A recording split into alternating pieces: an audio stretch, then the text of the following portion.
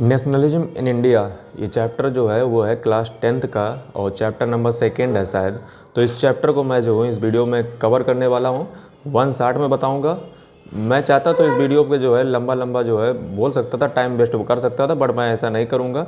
बहुत शॉर्ट में बताऊँगा, पॉइंट टू पॉइंट बताऊँगा। कोई भी जो है वीडियो में बकवास नहीं होगी, तो वीडियो को लगातार देखते रहिए। इस चैप्टर आपका बहुत जल्द रेडी हो जाएगा। तो चलिए इस वीडियो को बिना किसी बकवास के हमेशा की तरह स्टार्ट कर लेते हैं। बात करें नेशनलिज्म इन इंडिया, यानी कि इस चैप्टर का मूल मतलब उद्देश्य क्या है आपको समझाना। इसका उद्देश्य पूरा ये है कि आपको ये बताना है कि भारत में जो राष्ट्रीयकरण यानी कि जो नेशनलिज्म है वो कैसे पनपा।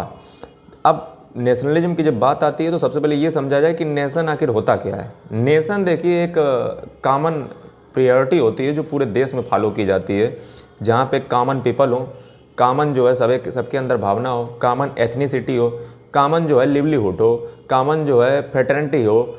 इसको हम कहते हैं नेशन। यानी कि जब हम सब मिलकर एक देश के लिए जो है काम करते हैं, एक देश भावना के साथ काम करते हैं, तो उसको नेशन कहते हैं। जबकि एक कंट्री जो है वहाँ पे डिफरेंट पीपल रह सकते हैं, डिफरेंट टाइप्स के रह सकते हैं, और वहाँ पे एक गवर्नमेंट हो सकती है जो कि रूल भी करती है। ऐसा एक कंट्री होता है। लेकिन नेशन में हम सब यूनाइट होते हैं, एक ही जो है देश भावना होती है, उस पर हम काम करते हैं। लेकिन आज़ादी से पहले हमारा जो देश है वो पूरा बिखरा हुआ था। यानी कि अगर बात की जाए तो पूरे देश में जो है अलग अलग लोग अपने अपने काम के लिए जाने जाते थे। राजा महाराजे उनको जो है अपनी पेंशन मिला करती थी, अंग्रेज़ जो है उनको दिया करते थे ताकि वो जो है कुछ करें ना। और ऐसे जो है पूरा देश 3 टुकड़ों में बटा हुआ था, एक ब्रिटिश इंडिया, दूसरा प्रिंसली स्टेट्स, और कुछ ऐसे भी जो थे जिनको जो है ट्राइबल्स आप मान सकते हो। तो पूरा देश जो है ऐसे टुकड़ों में बैठा हुआ था। बट इस देश को जोड़ने की बात थी। जैसे अगर हम गांधी जी से पहले का आप देखिए, ये दरअसल इस चैप्टर का नाम अगर नेशनलिज्म इन इंडिया ना रख के गांधीयन एरा कर दिया जाए तो ज़्यादा बेहतर रहेगा, क्योंकि ये पूरा जो चैप्टर है वो गांधी जी पे ही बेस है। तो फिर इसका नाम नेशनलिज्म का रखा गया। इसके पीछे कारण है कि गांधी जी जो है वो तो इसको यूनाइट करते ही हैं, साथ ही में जो है आपको ये समझा जाए कि गांधी जी ने काम क्या किया। ये जो नेशनलिज्म का काम है ना, ये गांधी जी ही करेंगे।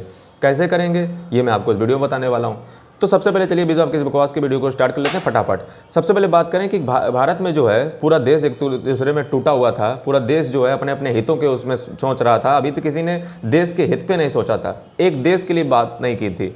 सब जो है कोई यही नहीं जानता था कि गुजरात, महाराष्ट्र, बंगाल, मराठा ये सब क्या है, कोई जानता ही नहीं था। सब अपने अपने खाने बनाने में व्यस्त थे। लेकिन ये ब्रिटिशर्स हमको सब लूट रहे थे। अब यहाँ पे जो है ब्रिटिशर्स लूट रहे थे, ये भी कई लोगों की अप्रोच है कि ब्रिटिशर्स लूट रहे थे या हम लूट रहे थे।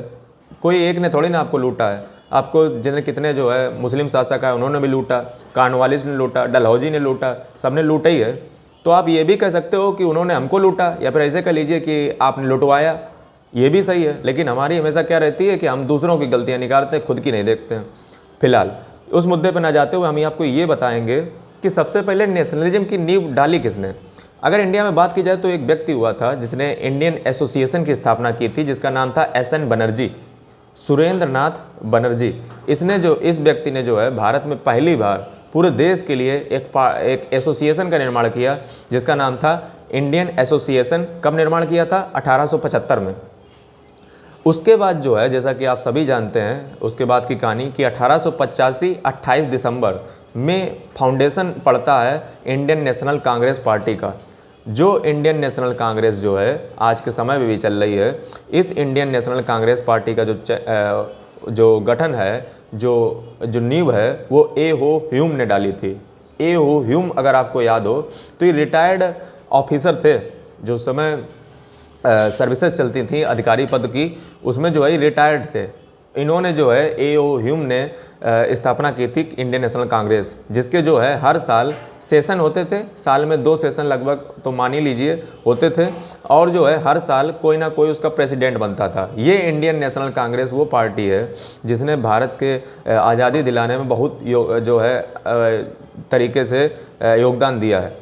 बट होता क्या है, ये इंडियन नेशनल कांग्रेस तो अपना काम करती रहती थी। हम यहाँ पे इंडियन नेशनल कांग्रेस की बात नहीं करने वाले हैं, ना इसकी महिमा या बखान करने वाले हैं। हम यहाँ पे ये बताने वाले हैं कि जो वर्ल्ड वार सेकेंड था, कहानी आपकी किताब से यहीं से चालू होती है, वहीं से मैं भी कहानी को चालू कर रहा हूँ। बट थोड़ा सा मैंने आपको पहले डिस्कस कर लिया कि नेशनलिज्म का काम है कि अब भारत को एक करना है। लेकिन भारत तो पूरे टुकड़ों में बटा हुआ है। गांधी जी जो है गए थे विदेश, क्या पढ़ने, लॉ पढ़ने, जैसा कि आज भी जो है कानून का प्रचलन काफ़ी है। तो लॉ पढ़ने गए थे। गांधी जी ने जो है साउथ अफ्रीका में अंग्रेज़ों के खिलाफ कई सारे मूवमेंट किए, कई सारे आंदोलन किए। उन आंदोलन को अगर आपको डिटेल में समझना है तो आप हमारे पिछले वीडियो में देखिए जाकर के, एक मैंने गांधी जी पे स्पेशल वीडियो बनाया, उसमें देखिएगा तो आप समझेंगे क्या क्या उन्होंने दक्षिण अफ्रीका में किया था। साउथ अफ्रीका में जो उन्होंने देखा, अंग्रेज़ों के जो कानून थे, अंग्रेज़ों के खिलाफ कैसे लड़ना है, ये सारी चीज़ वो दक्षिण अफ्रीका से सीख के आए थे। इंडिया आए थे कौन दिन, 9 जनवरी 1915 साउथ अफ्रीका से गांधी जी इंडिया लौटे, जिसको इंडिया में प्रवासी दिवस के रूप में भी मनाया जाता है। ठीक है, तो गांधी जी जब इंडिया लौटे तो उनके सामने सबसे बड़ी चुनौती थी कि देश को एक किया कैसे जाए। तो अब देखिए, यहाँ पे जो समझदार व्यक्ति होता है वो सीधा होता है, पहले कूद पड़ता है। लेकिन जो बहुत समझदार व्यक्ति होता है वो सबसे पहले जो है वहाँ की परिस्थितियों का जायजा लेता है, सीधे नहीं कि एकदम टूट पड़े।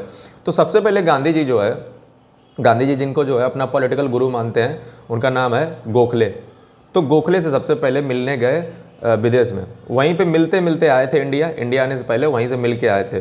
तो गोखले ने कहा था कि आप जो है जाते ही सबसे पहले काम मत चालू कर देना, पहले जो है पूरे देश का जायजा लीजिए, पूरे देश की जनता को जो है एक कीजिए, क्योंकि जब आपके पास जनता होगी तो जो है हर कोई व्यक्ति आपकी बात सुनेगा। यदि आप, जैसे आज भी देख लीजिए, जिस पॉलिटिकल लीडर के पास जनता का दबदबा होता है उसकी हर बात सुनी जाती है, चाहे वो सुप्रीम कोर्ट हो, चाहे वो किसी भी, क्योंकि जनता की ताकत होती है। ठीक है, तो गांधी जी बस समझ गए थे, सीख के कहाँ से आए थे, गोखले ने सिखा दिया था। अब जब गांधी जी इंडिया लैंड करते हैं तो गांधी जी को जो है परिस्थितियों का जायजा लेते हैं। लेकिन गांधी जी के सामने एक बहुत बड़ी समस्या थी कि इस देश में नेशनलिज्म आखिर किया कैसे जाए। इतना बड़ा देश है, ना कोई हेलीकॉप्टर है, ना कोई बस है, ना कोई कार है, ना टेम्पो है। सोचिए, आज के ज़माने में आप 5 लोगों को नहीं जोड़ पाएंगे, वो व्यक्ति उस समय पूरे देश को जोड़ने में लगा था। ये चीज़ें आपको सीखनी चाहिए, कैसे उसने पूरे देश को जोड़ा आप समझिए। सबसे पहले जो है वर्ल्ड वार जब चल रहा था, जैसे मैं आपको थोड़ा सा भी अभी डिटेल में बताऊं तो आप ये समझिए कि वर्ल्ड वार उस समय चल रहा था जब गांधी जी भारत लौटे थे।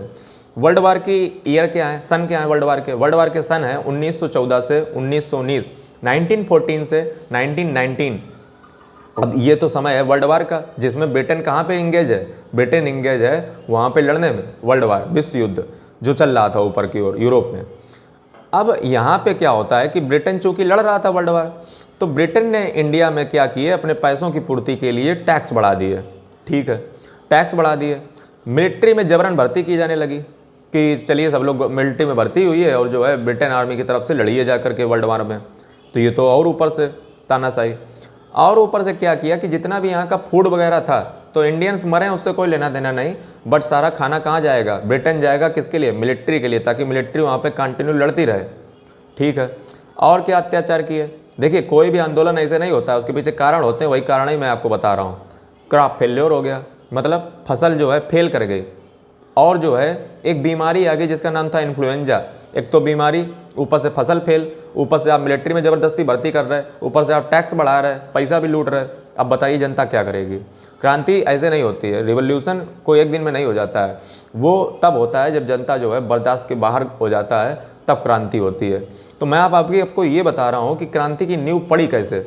तो ये सारे अत्याचार जो है ब्रिटिशर्स कर रहे थे वर्ल्ड वार के चक्कर में, क्योंकि वर्ल्ड वार में जो है 12 से 13 मिलियन लोग मारे गए इंडिया में उस समय। इन्फ्लुएंजा बीमारी, ऊपर से आप टैक्स बढ़ाए, ऊपर से जो है रेट दुगने हो गए चीज़ों के।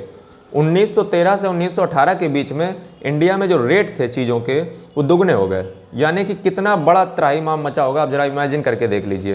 टैक्स आप बढ़ा रहे हो, चीज़ों के दाम दोगुने हो गए हैं, इन्फ्लुएंजा बीमारी है, क्रॉप फेल्योर, फसल बीमार बेकार हो गई, और जो फसल हुई उसको आपने इंग्लैंड भेज दिया, यूके भेज दिया, और मिलिट्री में जबरन भर्ती कर रहे हो। 12 से 13 मिलियन लोग मारे गए इंडिया में, ये चीज़ आपको समझनी चाहिए। अब यहाँ से जो है गांधी जी ये सब देख रहे हैं कि ये सब जो है ब्रिटिशर्स कर रहे हैं। अब गांधी जी के मन में एक आइडिया आता है कि जो काम मैं साउथ अफ्रीका में करके आया हूँ, दक्षिण अफ्रीका में करके आया हूँ, क्यों ना इसको इंडिया में भी स्टार्ट किया जाए। बट इंडिया में स्टार्ट कैसे किया जाए। इंडिया में स्टार्ट करने का उनका एक आइडिया आता है जिसका नाम होता है सत्याग्रह, यानी कि सत्य के लिए किया गया आग्रह। मतलब अब सत्य के लिए लड़ूंगा, not for me, not for people, but for truth and non violence. Satyagraha के दो ही मतलब होते हैं, ट्रुथ एंड नॉन वायलेंस, यानी कि सत्य बोलूँगा एंड अहिंसा करूँगा। मतलब यदि आप किसी सत्य के लिए लड़ते हो तो जो है आपको किसी के सहारे की ज़रूरत नहीं पड़ती है, आपको हिंसा करने की ज़रूरत नहीं पड़ती है, आपको वायलेंस करने की ज़रूरत नहीं पड़ती है। यदि आप ट्रुथ के लिए लड़ रहे हो तो फिर आपको आसानी से आप ट्रुथ के लिए जीतोगे, उसके लिए लड़ने की ज़रूरत थोड़ी ना है। अगर यही चीज़ अगर आप ध्यान से देखो तो शायद अल्बर्ट आइंस्टीन भी यही कहते हैं कि यदि आप गलत हो तो जो है आप 1000 सबूत पेश कर दो फिर भी आप गलत ही रहोगे, लेकिन अगर आप सत्य पे चलते हो, अगर आप सच बोलते हो तो आपको कोई सबूत देने की ज़रूरत नहीं है। आप ट्रुथ के मार्ग पे चलिए, 1000 लोग भी अगर बोलेंगे तो वही चीज़ होगी, यानी कि ट्रुथ हमेशा जो है पावरफुल होता है। ये गांधी जी का मानना था और ट्रुथ के लिए वायलेंस करने की कोई ज़रूरत नहीं है। ये गांधी जी के दिमाग में आइडिया आया, लेकिन स्टार्टिंग कहाँ से की जाए? स्टार्टिंग करने के लिए हमें चाहिए होगा मास मोबिलाइजेशन। गांधी जी मौका ढूंढ रहे थे कि मौका मिले तो मैं चौका मारूं। तो मौका मिल गया इनको कब? 1917 में इनको पहली बार मौका मिला चंपारण में। ये चंपारण कहाँ पड़ता है? चंपारण पड़ता है बिहार में। बिहार जैसा कि आप सुनते होंगे, ठीक है।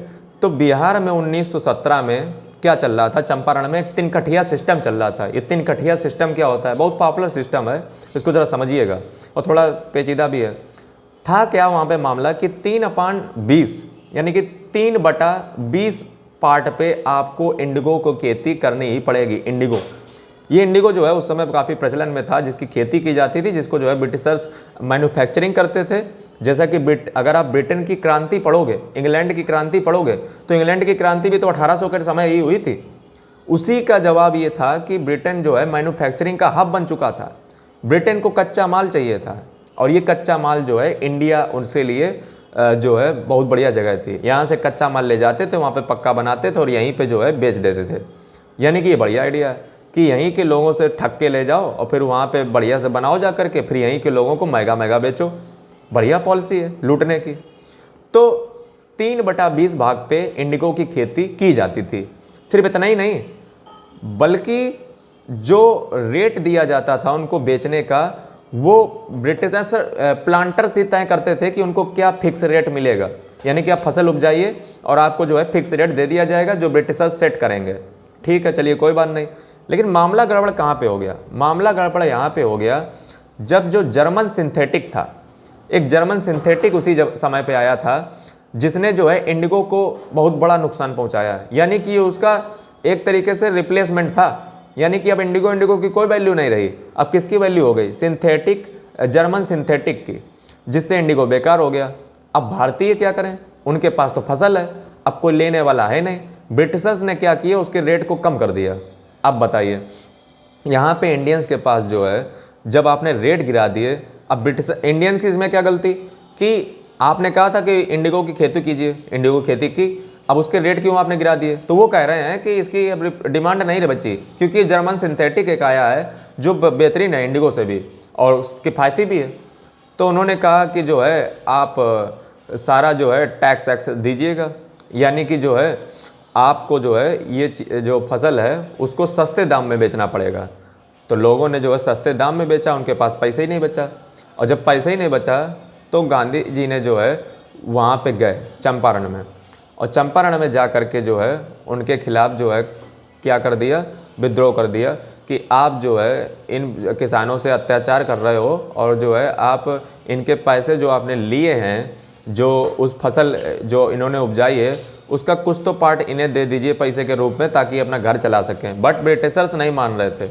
उनका कहना था कि हमें क्या लेना देना, आपने इंडिगो की, हमने आपको कम पैसे दिए क्योंकि उसकी डिमांड अब ख़त्म हो गई, क्योंकि जर्मन सिंथेटिक आ गया। तब जब गांधी जी चंपारण गए तो वहाँ का जो एलजी था, लेफ्टिनेंट गवर्नर, उसने क्या किया? गांधी जी पे लगा दी CRPC 144 की, मतलब धारा 144। इसका मतलब ये होता है कि आप जो है गांधी जी जो है पीस ऑफ वायलेंस, पीस यानी कि शांति में जो है बाधा पहुंचा रहे हैं वहाँ की। तो गांधी जी जितना जल्दी हो वो यहाँ से निकल लें बोरी बिस्तरा बांध के। बट गांधी जी को ये जो है मौका चाहिए था। उन्होंने क्या किया? ये इंडिया में पहला उनका फर्स्ट डिसओबीडियंस मूवमेंट था। यानी कि पहला उन्होंने सविनय अवज्ञा की थी किसी कानून की। ये बात याद रखिएगा, क्वेश्चन आ सकता है कि पहली बार गांधी जी ने अवज्ञा कब की थी किसी कानून की? तो वो इसी आंदोलन में की थी। उन्होंने कहा मैं कानून को नहीं मानता हूँ, और गांधी जी गए चंपारण में। अंत में क्या हुआ? उनके ऊपर ट्रायल चला, जिसमें ये कहा गया कि गांधी जी के खिलाफ तो कोई सबूत ही नहीं है कि उन्होंने कोई वायलेंस किया है, कुछ भी किया है। अंत में गांधी जी विजयी होते हैं और चंपारण एग्रेरियन कमेटी बनाई जाती है 1918 में, और एक वहाँ पे कानून पारित होता है कि अब से जो है कोई भी इंडिगो की खेती अपने मन मुताबिक करेगा, और जिसको करनी हो वो करे, ना करनी हो ना करे। अगर उसका एग्रीमेंट बढ़िया हो जाए, डील अच्छी लगे तो करे, ना वो करे। तो ये देन किसकी थी? ये गांधी जी की देन थी जो ये कानून पारित हो गया। ठीक है, अब गांधी जी जो है चंपारण यानी कि बिहार में छा गए। ठीक है, क्योंकि उन्होंने जो है जनता को न्याय दिलवाया, क्योंकि वो भी वकील थे, पढ़ के आए थे। ठीक है, और पहला केस भी लड़ रहे थे। हालांकि उन्होंने साउथ अफ्रीका में लड़ा था इससे पहले, मैं भी जानता हूँ। अहमदाबाद मिल स्ट्राइक, चंपारण उनका मामला खत्म हुआ, नॉर्थ इंडिया में बिहार में कब्जा किया, यानी कि बिहार में छवि अपनी बनाई। उसके बाद चले गए अहमदाबाद में, यानी कि भारत के पश्चिम में।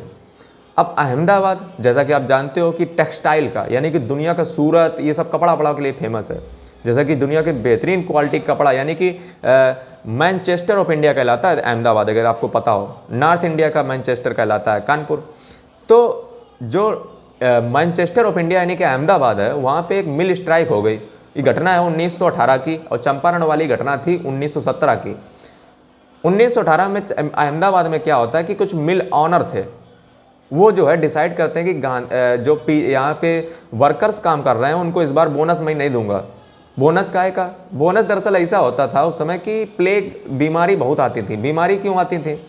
बीमारी इसलिए आती थी क्योंकि सफाई थी नहीं, और अंग्रेज कुछ करते नहीं थे। तो इतनी गंदगी होती थी कि कोई भी व्यक्ति अगर 30 साल से ज़्यादा जी ले तो समझ लीजिए कि उसने बहुत बड़ा तीर मार दिया, मतलब कोई जिंदा ही नहीं रहता था, सब मर जाते थे। ठीक है, तो इतनी बुरी दशा थी। आज इंडिया किस जगह पे है? आज इंडिया में हर व्यक्ति 60 से 70 साल लगभग जीता है। ये अब तरक्की देखिए इंडिया की, कि उस समय से लेकर के आज समय क्या आ गया है। उस समय व्यक्ति 30 साल नहीं जिंदा रहता था, जो बहुत बढ़िया चीज़ों को, बहुत ही अमीर होता था, जिसकी स्वस्थ रहता था वही भले जिंदा रह पाए। अब जो है यहाँ पे क्या हुआ कि जो मिल ऑनर थे उन्होंने डिसाइड किया कि इस बार हम प्लेग का बोनस नहीं देंगे। आप कहोगे प्लेग तो बीमारी कोई लग रही है, हाँ तो बीमारी ही है। दरअसल जब बीमारी आती थी तो मिल ऑनर जो है अपने मजदूरों को कुछ बोनस देते थे। इस बार बीमारी चूँकि भयंकर थी, तो जो वहाँ के मजदूर थे उन्होंने डिमांड की कि इस बार जो है बोनस उनको 50% मिलना चाहिए। कितना? 50%। लेकिन मिल ऑनर कह रहे थे कि हम तुमको 20% से एक फूटी कौड़ी ज़्यादा ना देंगे। अब गांधी जी उस मामले में हस्तक्षेप करते हैं, इंटरवीन करते हैं और चले जाते हैं वहाँ पे अहमदाबाद में, और पहली बार हंगर स्ट्राइक करते हैं। गांधी जी की पहली भूख हड़ताल है, ये चीज़ आप नोट कर लीजिए, पहली भूख हड़ताल। और गांधी जी चूँकि जो है समझदार आदमी, वो ना तो इधर की बात मानते हैं ना उधर की बात मानते हैं। अच्छा, उसी समय जो है वहाँ पे प्रेसिडेंट जो थी मिल ऑनर एसोसिएशन की अहमदाबाद में, वो अनसुईया साराभाई थी। उनसे भी जो है परामर्श लेते हैं गांधी जी। उसके बाद जो है पूरी लिखा पढ़ी करने के बाद एक आंकड़ा निकालते हैं कि ना तो 50 मानो ना 20 मानो, 35%। और 35% जो प्लेग बोनस था वो दिलवा करके आते हैं। इससे वहाँ के मजदूर जो है अहमदाबाद के काफ़ी खुश हो जाते हैं कि किसी ने जो है हमारा प्लेग का जो बोनस है वो कुछ हद तक दिलवा दिया। ना उनकी मन की बात रखी ना उनकी मन की बात रखी, 35%, यानी कि 15% उनके मन की बात भी नहीं, 15% उनकी मन की बात भी नहीं। ठीक किया। आगे चल के जब आगे चलते हैं तो एक देखिए गांधी जी छा रहे हैं पूरे इंडिया में, यही है नेशनलाइजेशन, यानी कि पूरा इंडिया जो है उनके कब्जे में आ रहा है। मौका देखो चौका मारो, ये जो है गांधी जी की रणनीति रही है। वो सोचते थे पहले। अब वो गए खेड़ा में। खेड़ा कहाँ पड़ता है? खेड़ा भी जो है उधर ही साइड पड़ता है। 1918 में खेड़ा सत्याग्रह करते हैं। इस खेड़ा में होता क्या है? खेड़ा में होता ये है कि जो खरीफ की फसल थी वो नष्ट हो गई थी, खरीफ की। और खरीफ की फसल नष्ट होने में अंग्रेज़ों का ये कानून था कि जैसा कि खरीफ की फसल जब नष्ट हो गई तो अंग्रेज़ों का कानून ये था कि 25% फसल से अगर तुमने ज़्यादा उपजाई ले, यदि अगर आपने 26% फसल भी 26% फसल भी अगर आपने कर ली तो आपको कंप्लीट रिमिशन करना पड़ेगा। मतलब कि जितना भी रिवेन्यू आपका 100% से, अगर आपकी 100% फसल होती तो जितना रिवेन्यू आपको देना होता उतना ही रिवेन्यू तब भी आपको देना पड़ेगा जब आप 25% से 1% भी ज़्यादा फसल कर लेते हो। लेकिन यहाँ तो समस्या बड़ी बेचैन थी कि यहाँ पे किसानों ने बहुत कम फसल उपजाई, 25% के अराउंड बदकिस्मती से हो गई फसल। अंग्रेज़ों को मौका मिल गया कि अब जो है हमें पूरा पेमेंट चाहिए, पूरा रिवेन्यू चाहिए, पूरा जो है लगान चाहिए। तो लगान चाहिए तो फिर लगान लीजिए। तो लगान जो है अब यहाँ पे गांधी जी और जो सरदार वल्लभ भाई पटेल हैं, ये दोनों मिलके वहाँ पे आंदोलन करते हैं। और जब आंदोलन करते हैं, अच्छा यहाँ पे एक चीज़ और समझिए, यहाँ पे अंग्रेज एक और खेल खेल रहे थे। दरअसल डिजास्टर मैनेजमेंट एक एक्ट होता है। डिजास्टर मैनेजमेंट में ये कहा जाता है कि जब भी कोई जो है बीमारी मारी आ गई है तो छोड़ दो 1-2 बार, लेकिन यहाँ पे अंग्रेज तो लफड़ा कर रहे थे। इसी का फ़ायदा उठाते हैं गांधी जी एंड वल्लभ भाई पटेल। एंड अंत में क्या होता है, गांधी जी इसमें भी विजयी बनते हैं और वहाँ पे जो है अंग्रेज़ सरकार कह देती है कि जो भी जिसको जितनी श्रद्धा हो उस हिसाब से दे दे और जिसको ना देना हो मत दे। तो इससे भी किसान वहाँ के खुश हो गए, खेड़ा के। यानी कि गांधी जी ने 3 आते ही आते जो है बाउंड्री लगा दी क्रिकेट की। क्या पहला उन्होंने किया चंपारण सत्याग्रह 1917, मौका देखा चौका मारा। दूसरा किया अहमदाबाद मिल स्ट्राइक 1918, मौका देखा चौका मारा। तीसरा किया खेड़ा सत्याग्रह 1918। यानी कि अब इंडिया में जो है उनकी एक अच्छी खासी मास मोबिलाइजेशन आ चुका है। यानी कि इंडिया अब उनको जानने लगा है कि एक नेता ऐसा है जो जहाँ भी जाता है जीत के ही आता है। लेकिन अब होता क्या है, मैं आपको जो बात अभी बता रहा था, जैसा कि मैंने आपको वीडियो में बताया, ये वर्ल्ड वार की बात है, विश्व युद्ध की बात है। अब होता क्या है कि अंग्रेज बहुत विद्वान टाइप के थे। वो देखिए, हमेशा याद रखिए, वो डिप्लोमेसी बहुत अच्छी खेल लेते थे। डिप्लोमेसी का मतलब होता है कि राजनीति, जिसको हम कहते हैं शुद्ध भाषा में, या कूटनीति में बहुत एक्सपर्ट थे। वो अपने आप को बहुत बड़ा कूटनीतिज्ञ मानते थे कि मैं बहुत बड़ा डिप्लोमेटिक हूँ, और बहुत अच्छे से वो राजनीति खेलते थे। हमारे यहाँ पे जो है इतनी राजनीति अच्छे से खेल नहीं पाते थे, ऐसा कह लीजिए, इसीलिए इतना लंबा समय लग गया। जब राजनीति की बात आई तो अंग्रेज क्या करते थे कि हर विश्व युद्ध शुरुआत होने से पहले इंडिया में कोई उनके खिलाफ रिवोल्ट या विद्रोह ना कर दे, इसके लिए वो एक कानून पहले ही बना देते थे। क्या कानून था? कानून था डिफेंस ऑफ इंडिया एक्ट। ये 1914 में भी पारित किया गया था, ये 1939 में भी पारित किया गया था। किस लिए? ताकि यदि कोई विश्व युद्ध के दौरान इंडिया में कोई भी जो है रिवोल्ट अंग्रेज के खिलाफ करता है तो उसको दबाया जा सके। ये काम था डिफेंस ऑफ इंडिया एक्ट का, जो कि 1914, 1939 विश्व युद्ध प्रारंभ होने के तुरंत बाद पारित कर दिया जाता था, या उसकी आशंका पे पारित कर दिया जाता था। बट विश्व युद्ध तो खत्म हो गया, यानी कि ये जो कानून है वो हटना चाहिए। अंग्रेजों ने क्या डिसाइड किया कि ये कानून मैं हटाऊंगा नहीं। क्यों? क्योंकि वो देख रहे थे गांधी जी का जलवा, कि गांधी जी जो है उभर रहे हैं और गांधी जी को दबाना है। और गांधी जी को दबाना है तो जो है आपको ये जो एक्ट है डिफेंस ऑफ इंडिया एक्ट, लेकिन जनता कह रही थी कि अब तो एक्ट हटाइए क्योंकि विश्व युद्ध तो खत्म हो गया। अंग्रेज इसको दबाना ही नहीं चाहते थे। अंग्रेजों ने एक और हथकंडा चला और वो एक एक्ट ले आए। कौन सा act? Rowlatt act. Rowlatt act कब ले आए? मार्च 1919 में।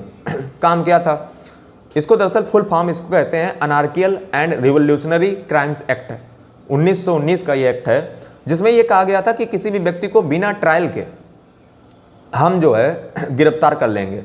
अगर आपको थोड़ी भी कानून की समझ हो तो आपको पता होना चाहिए, हमारा जो इंडियन कॉन्स्टिट्यूशन है उसका आर्टिकल नंबर 22 में कहा जाता है कि किसी भी व्यक्ति को बिना ट्रायल आप जो है गिरफ्तार नहीं कर सकते। अगर आपने गिरफ्तार किया है तो उसको 24 घंटे के अंदर मजिस्ट्रेट के सामने पेश करना पड़ेगा। और यदि आपने उसको प्यूनिटी डिटेंशन में रखा है, मतलब इस बिनाहब पे आपने रखा है कि अगर ये बाहर निकलेगा तो कोई क्राइम कर देगा, तो उसको भी ज़्यादा समय तक नहीं रह सकते। उसको 3 महीने तक रखा जाता है। उसके बाद जो है सुप्रीम कोर्ट की और या हाई कोर्ट की एक एडवाइजरी कमेटी होती है जिसके मेंबर होते हैं, जो है उस पर डिसीजन लेते हैं कि इसको रखा जाए नहीं रखा जाए। मतलब किसी भी व्यक्ति को जो है आप गैर कानूनी तरीके से किडनैप नहीं कर सकते हो, जबकि अंग्रेज सरकार यही करने जा रही थी कि हम जो है किसी भी व्यक्ति को जब पाएंगे, जहाँ से पाएंगे उठा लेंगे और किसी को बताएंगे भी नहीं। जबकि अगर आपको बेसिक पता हो कि पुलिस जो है किसी भी व्यक्ति को गिरफ्तार करने के बाद उसके परिजन को ये जानकारी देती है कि मैंने जो है इस व्यक्ति को फला जगह से इतने बजे इतने टाइम पे उठा लिया है इस क्राइम के कारणवश, और मैं इसको 24 घंटे के अंदर जो जज है उसके सामने पेश करूंगा। उसके बाद जो भी डिसीजन लेगा, अगर जुडिशियल कस्टडी है तो पुलिस रिमांड, तो जैसा भी होगा उसको भेज दिया जाएगा। बट यहाँ पे तो जज यहाँ पे अंग्रेज सरकार तो पूरी तानाशाही चलाई हुई पड़ी थी। वो अपना ही कानून, अपना नेता बनी घूम रही थी। तो यहाँ पे होता क्या है अच्छा, यहाँ पे थोड़ा मैं आपको बेसिक बताऊं कि 1919 में जो था, चूँकि वर्ल्ड वार ख़त्म हो गया, बट ये बवाल बना क्यों? बवाल एक तो देखो पहले बन चुका है, क्योंकि इतना सारा जो कि हमने वीडियो की शुरुआत में बताया था, उससे एक माहौल बन चुका था। बस एक पटाखा फोड़ने की देरी थी। और वो पटाखा कौन से एक्ट से फूट गया? वो फूट गया रॉलेट एक्ट के नाम पे, जिसमें उसने क्या कह दिया कि हम जो है किसी को भी कहीं से उठा लेंगे। गांधी जी को मौका मिल गया। अब गांधी जी को जब मौका मिला तो उन्होंने कहा ये कानून जो है बहुत बेकार है, ये ब्लैक एक्ट है, यानी कि काला कानून है, इसका हम बहिष्कार करते हैं। और ये कानून लाए कौन थे? ये कानून लाए थे मॉन्टेग्यू एंड चेम्सफोर्ड। ये मॉन्टेग्यू और चेम्सफोर्ड वही हैं जो हमारे देश में जो है इंडियन जो काउंसिल एक्ट 1909 के बाद जो इंडियन एक्ट आया था, कौन सा 1919 का जो एक्ट था, वो जो है 1919 का एक्ट वो मॉन्टेग्यू चेम्सफोर्ड ही लाए थे, जिसमें मॉन्टेग्यू जो है secretary of state and Chelmsford जो है भारत के वायसराय थे। ये जो एक्ट लाए थे यही वो एक्ट लाए थे, ये रॉलेट एक्ट, इन्होंने ये जो ये सब रखा था। तो 1919 का एक्ट का बारे में मैं यहाँ पे थोड़ा सा आपको बताना चाहूँगा, क्योंकि इससे जो है आपको अंडरस्टैंडिंग थोड़ी बढ़ेगी। 1919 के एक्ट में ये लिखा था कि हम भारत को जो है स्वतंत्र बहुत जल्दी कर देंगे, बट थोड़ा धीमे धीमे करेंगे, जैसे जैसे ये लोग सीखते जाएंगे राजनीति करना, मैं इनको सिखा दूंगा। ये वो हमें सिखा रहे थे जिनका इतिहास इतना बड़ा रहा है कि जहाँ पे अशोक और इतने इतने बड़े बड़े लोग पैदा हुए, वहाँ पे ये हमें सिखा रहे थे कि ये लोग जब सीख जाएंगे राजनीति करना, तब हम जो है इनको इनकी सत्ता जो है दे देंगे, लेकिन धीमे धीमे देंगे, थोड़ी थोड़ी करके देंगे, ताकि ये जो है हजम कर पाएँ। ऐसा किसने कहा था? मॉन्टेग्यू चेम्सफोर्ड ने कहा था 1919 को एक्ट में। तो गांधी जी ने कहा अच्छा ठीक है। फिर बात इससे बनी नहीं, और उन्होंने दूसरी बात ये कही थी कि हम भारत की जो, अच्छा गांधी जी ने ये पूछा कि आप दोगे तो, कि हम जब सीख जाएंगे तब देंगे, लेकिन ये सीख जाएंगे ये कौन बताएगा कि हम इतना सीख गए? तो उन्होंने कहा कोई बात नहीं, हम हर 10 साल में भारत की एक बार सर्वे करवाएंगे, और जैसा तुम सीख जाओगे वैसा तुम्हें हम पकड़ा देंगे। तो उन्होंने कहा ठीक है। यानी कि 1919 के बाद अगला सर्वे कब होने वाला है? 1929 में। इस बात को जरा याद रखिएगा, अभी मैं इसी को कनेक्ट करूंगा। यानी कि ये बात कहाँ कही जा रही है? 1919 के मॉन्टेग्यू चेम्सफोर्ड के एक्ट में कही गई थी। दो बातें कही गई थी कि हम आपको जो है धीरे धीरे सत्ता आपके हाथों में सौंप देंगे, जैसे आप सीखते जाओगे, और उस सत्ता का हस्तांतरण जो है वो हम धीरे धीरे किस भी आप पे करेंगे, 10 साल के सर्वे के आधार पर करेंगे। इस बात को जरा आप भेजे मैप में डाल लीजिए।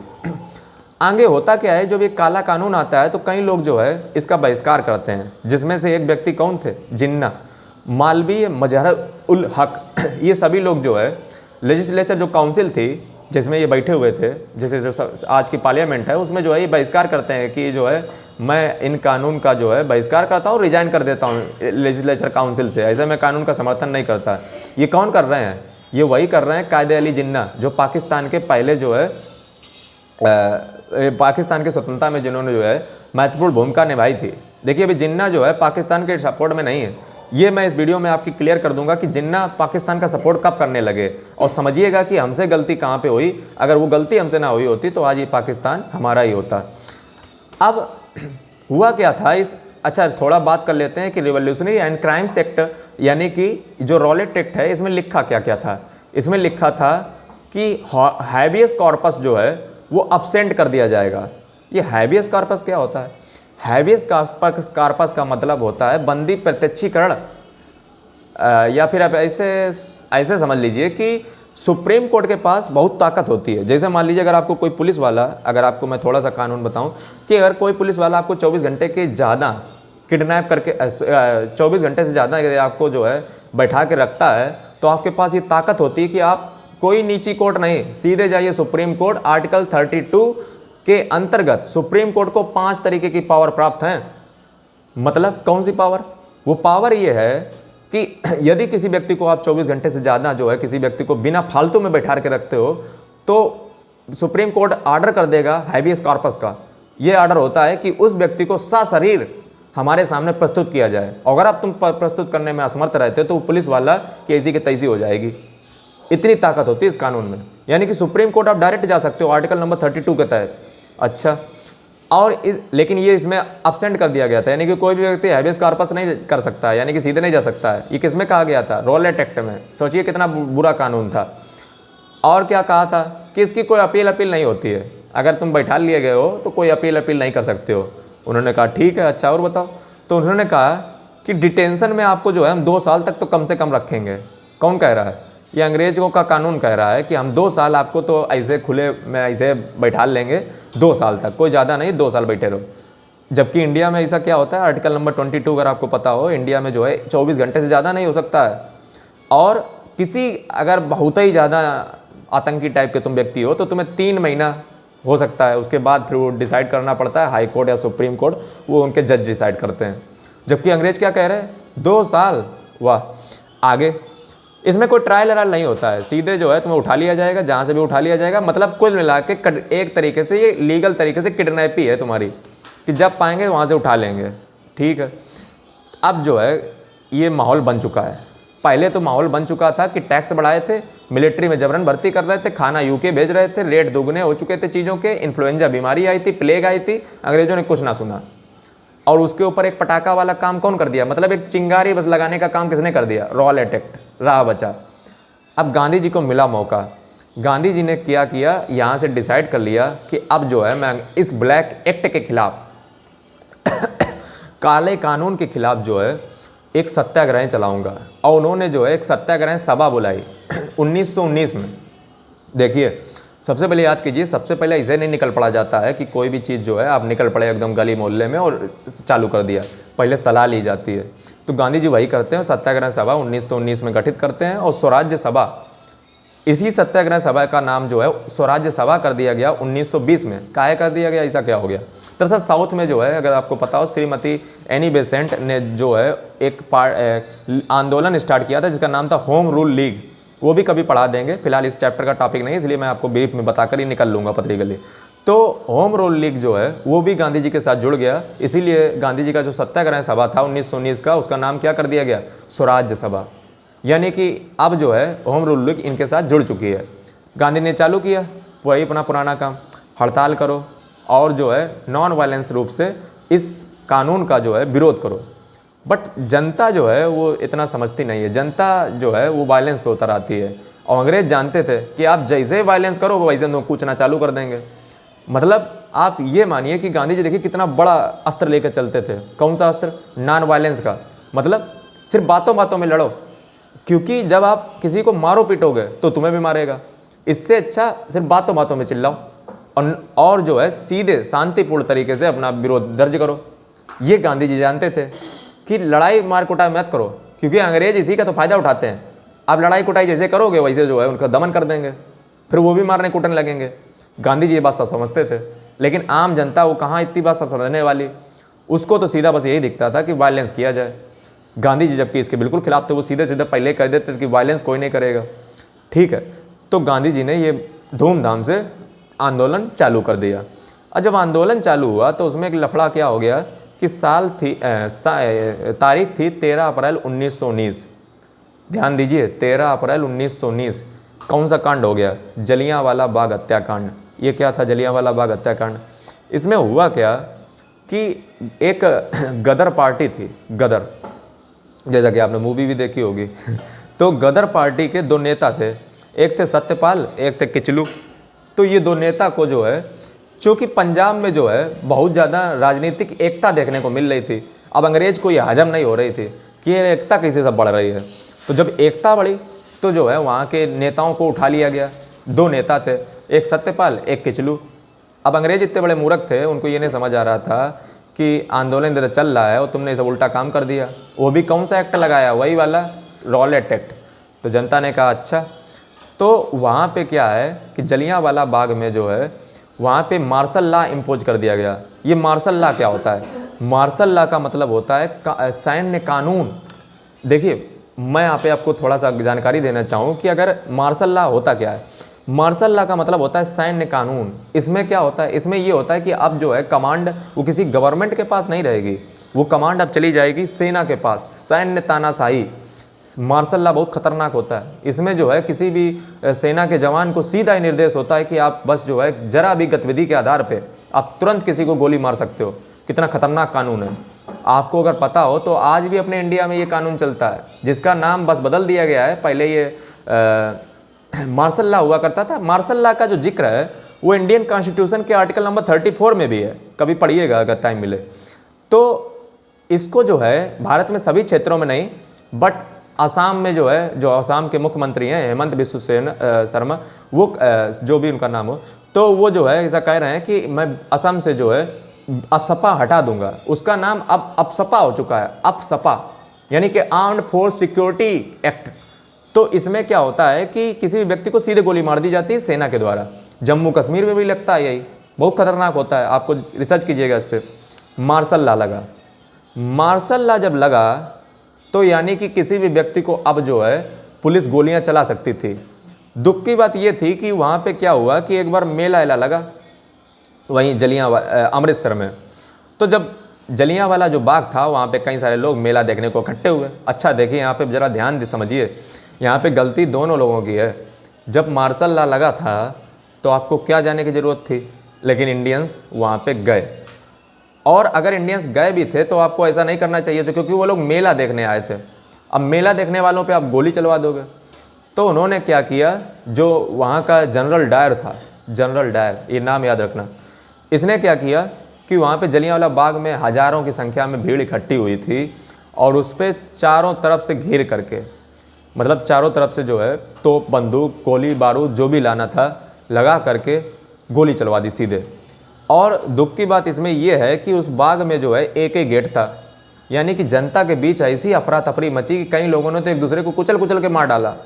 और कुछ लोग तो इस चक्कर में थे कि मैं कुएं में कूद जाऊंगा तो मैं बच जाऊंगा, लेकिन वो भी ना बचे। और अंत में जो है, अगर आज भी आप जलियांवाला बाग कभी पंजाब में जाओगे तो कभी आप देखिएगा जलियांवाला बाग में आज भी उन लोगों के जो कपड़े या फिर जो भी चीज़ें हैं वो आज भी जो है म्यूजियम में बहुत संभाल के रखी गई हैं, ताकि वो व्यक्ति देखें कि जलियांवाला बाग में जो जनरल डायर था उसने कैसा जो है खूनी खेल खेला था। अंत में जो है हज़ारों लोग वहाँ पे मारे जाते हैं। आखिर अब इस जनरल डायर का क्या होगा? जनता पूछती है कि इस जनरल डायर को जल्दी से जल्दी कुछ सज़ा मिलनी चाहिए। इसको सज़ा कुछ नहीं मिलती है। कैसे, क्या होता है? अब यहाँ पे फिर एक कानून आता है। क्या कानून? अगर आपको थोड़ा सा भी पता हो, एक कानून ये कहता है कि यदि कोई अधिकारी अपने छोटे अधिकारी को, यानी कि जैसे मान लीजिए आप ज़िले के एसएसपी हो और आप जो है किसी पुलिस वाले को निर्देश दे देते हो कि जाइए गोली मार दीजिए, और वो गोली मार देता है, तो इसमें गलती जो है उस पुलिस वाले की नहीं है, क्योंकि वो तो अपने सीनियर की जो है आज्ञा का पालन कर रहा था। यही उसके कोड ऑफ प्रोसीजर सिखाता है। मतलब उसकी जो कानून है वो यही कहता है कि पुलिस वाले को वही आज्ञा का पालन करना चाहिए अपने एसएसपी का, यानी कि वो सीनियर है तो इसका जिम्मेदार एसएसपी होगा, ना कि वो पुलिस वाला होगा, क्योंकि वो तो सीधा अपना पालन कर रहा था। अपने जो उसको आदेश मिलेगा वही काम करेगा, यही उसको शपथ दिलाई जाती है।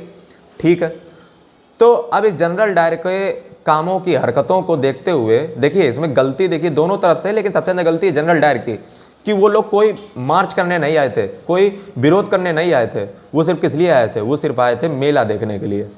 तो मेला जो है महंगा पड़ गया। अब यहाँ पे होता क्या है कि एक हंटर कमीशन बनाया जाता है। हंटर कौन? आदमी होंगे एक, तो उन्हीं से जो है कमीशन बनाया जाता है कि अब जरा इसकी जांच कीजिए क्या मतलब लफड़ा है। अब अंग्रेज तो सब जानते थे कि ये सबको कराया है अपने लोगों का। अब जो है ये हंटर कमीशन क्या करता है, उसको वाइट वॉश कर देता है कि कोई बात नहीं जनरल डायर, तुमने जो किया बहुत बढ़िया किया, शाबाशी देते हैं तुमको। और इनको जो है काफ़ी सम्मान दिया गया। अब बोलिए, आप इंडिया में जो है बैठ के किसी व्यक्ति को सम्मान दे रहे हो इस बात पे कि आपने गोली चलवा के बहुत बढ़िया किया। अब इंडियन के अंदर आग लगेगी, ज़रूर लगेगी। अब इस आग को जो है ये झेलने के लिए तैयार रहें। क्या तैयार रहें? आगे चल के क्या होता है, ये इडमेंटी एक्ट एक और ला देते हैं। इडमेंटी एक्ट क्या होता है? इडमेंटी एक्ट में ये लिखा था कि अगर कोई भी अधिकारी अपने छोटे अधिकारी को अगर आदेश देता है तो वो जो है अपना फर्ज निभा रहा था, अपना कानून, अपना जो है देश की रक्षा कर रहा था, अपने ब्रिटिश इंडिया की रक्षा कर रहा था, इसलिए जो है कुछ लोगों को उसने मरवा दिया। तो उसमें कौन सा गलत काम कर दिया? ये कौन कह रहा है? हंटर कमीशन ने जो है कानून लाया, इडमेंटी एक्ट, इस हरकत के बाद। ठीक है, चलो जनरल डायर बच गया, पहुंच गया इंग्लैंड, इंग्लैंड पहुंच गया अभी ये बहुत खुशी में। अच्छा, इसको जल्दी जो है अंग्रेज़ों ने इंग्लैंड भेज दिया ताकि वहाँ पे जो है दूर चला जाए और आराम से रह पिए जा करके, क्योंकि यहाँ पे रहता तो पता नहीं कौन किस दिन निपटा देता, क्योंकि जनता में बहुत ताकत होती है, हमेशा याद रखिएगा। अब जो है जब ये इंग्लैंड गया तो वहाँ पे जो रुडयार्ड किपलिंग, अब आप कहोगे रुडयार्ड किपलिंग तो वही है जो आप जंगल बुक नाटक देखते हो। जी हाँ, जो जंगल बुक, फकीरा और ये जो आप नाटक देखते हो ना, जो मोगली वाला, वो नाटक के जो राइटर हैं वो रुडयार्ड किपलिंग हैं। आप कहोगे उनको यहाँ पे लाने की क्या ज़रूरत? वही रुडयार्ड किपलिंग इनको पुरस्कार देते हैं इंग्लैंड में, जिसका नाटक आज आप टीवी में देखते हो, कार्टून वाला, वो इनको पुरस्कार देते हैं कि तुमने जो किया बहुत बढ़िया किया, ये लो पैसा। किसको? जनरल डायर को।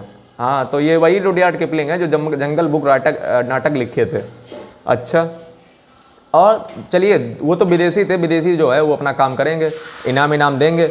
लेकिन सबसे दुख की बात यह है कि अपने इंडिया में जो गोल्डन टेम्पल है, जो अमृतसर पंजाब में है, कभी जाइएगा देखिएगा, तो ये गोल्डन टेम्पल में एक अरुण सिंह थे। जैसे मंदिरों में जो है पुजारी होते हैं, वैसे गोल्डन टेम्पल में सिखों का जो गुरुद्वारा है उसमें अरुण सिंह थे। ये उपाधि देते हैं जनरल डायर को, मतलब अपने ही आदमी गद्दारी कर रहा है। क्या गद्दारी कर रहा है? अरुण सिंह को उपाधि देते हैं कि तुम पक्के सिख हो। ये उपाधि कौन दे रहे हैं? गोल्डन टेम्पल के अरुण सिंह। ठीक है, मतलब एक तो विदेशी और देश में भी गद्दार दो चार पड़े हैं। अब होता क्या है कि जनरल डायर ने जो है बहुत खुशियां मनाई कि चलिए जो है जो हुआ बहुत अच्छा हुआ, इनाम मिला, शाबाशी मिला, सरदार खुश हुआ।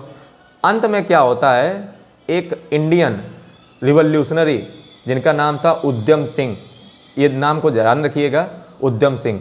ये उद्यम सिंह जो है जाते हैं इंग्लैंड और पुस्तक जो होती है बुक, जैसे कि आप मेरे पीछे देख भी सकते हैं, इन बुक में जो है काट करके एक बंदूक छिपा देते हैं। बंदूक छिपा करके ले जाते हैं और शूट आउट कर देते हैं जनरल डायर को। जनरल डायर की जो रामलीला थी वो समाप्त हो जाती है, जैसा कि उसके साथ होना भी चाहिए था। तो यहाँ पे जो है उद्यम सिंह को अंत में अरेस्ट किया जाता है, फिलहाल वो उनका मामला है। तो यहाँ पे जनरल डायर की मृत्यु कर दी जाती है। किसके द्वारा? उद्यम सिंह के द्वारा। अब जो है गांधी जी क्या करते हैं, गांधी जी देखते हैं कि जनता बहुत ज़्यादा आक्रोशित हो चुकी है, जनता वायलेंस पे उतर रही है। और गांधी जी जब जब देखते हैं कि वायलेंस हो रहा है, यानी कि जनता मारकूट पे उतर आई है, तो गांधी जी समझ जाते हैं कि अब बहुत जल्दी ही हमें किसी आंदोलन को बंद कर देना चाहिए। क्योंकि जो वायलेंस होता है वो बहुत ही खतरनाक होता है।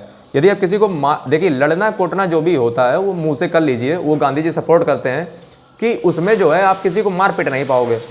लेकिन अगर आप वायलेंस करोगे तो अंग्रेज भी वायलेंस करेंगे। अंग्रेजों ने वायलेंस चालू किया तो आपका वायलेंस कुछ नहीं रहेगा, क्योंकि उनके पास है सशस्त्र, मतलब कट्टा बंदूक सब है उनके पास, तुम्हारा नहीं चलेगा। गांधी जी समझ चुके थे और गांधी जी ने एक नाम दिया हिमालयन ब्लंडर।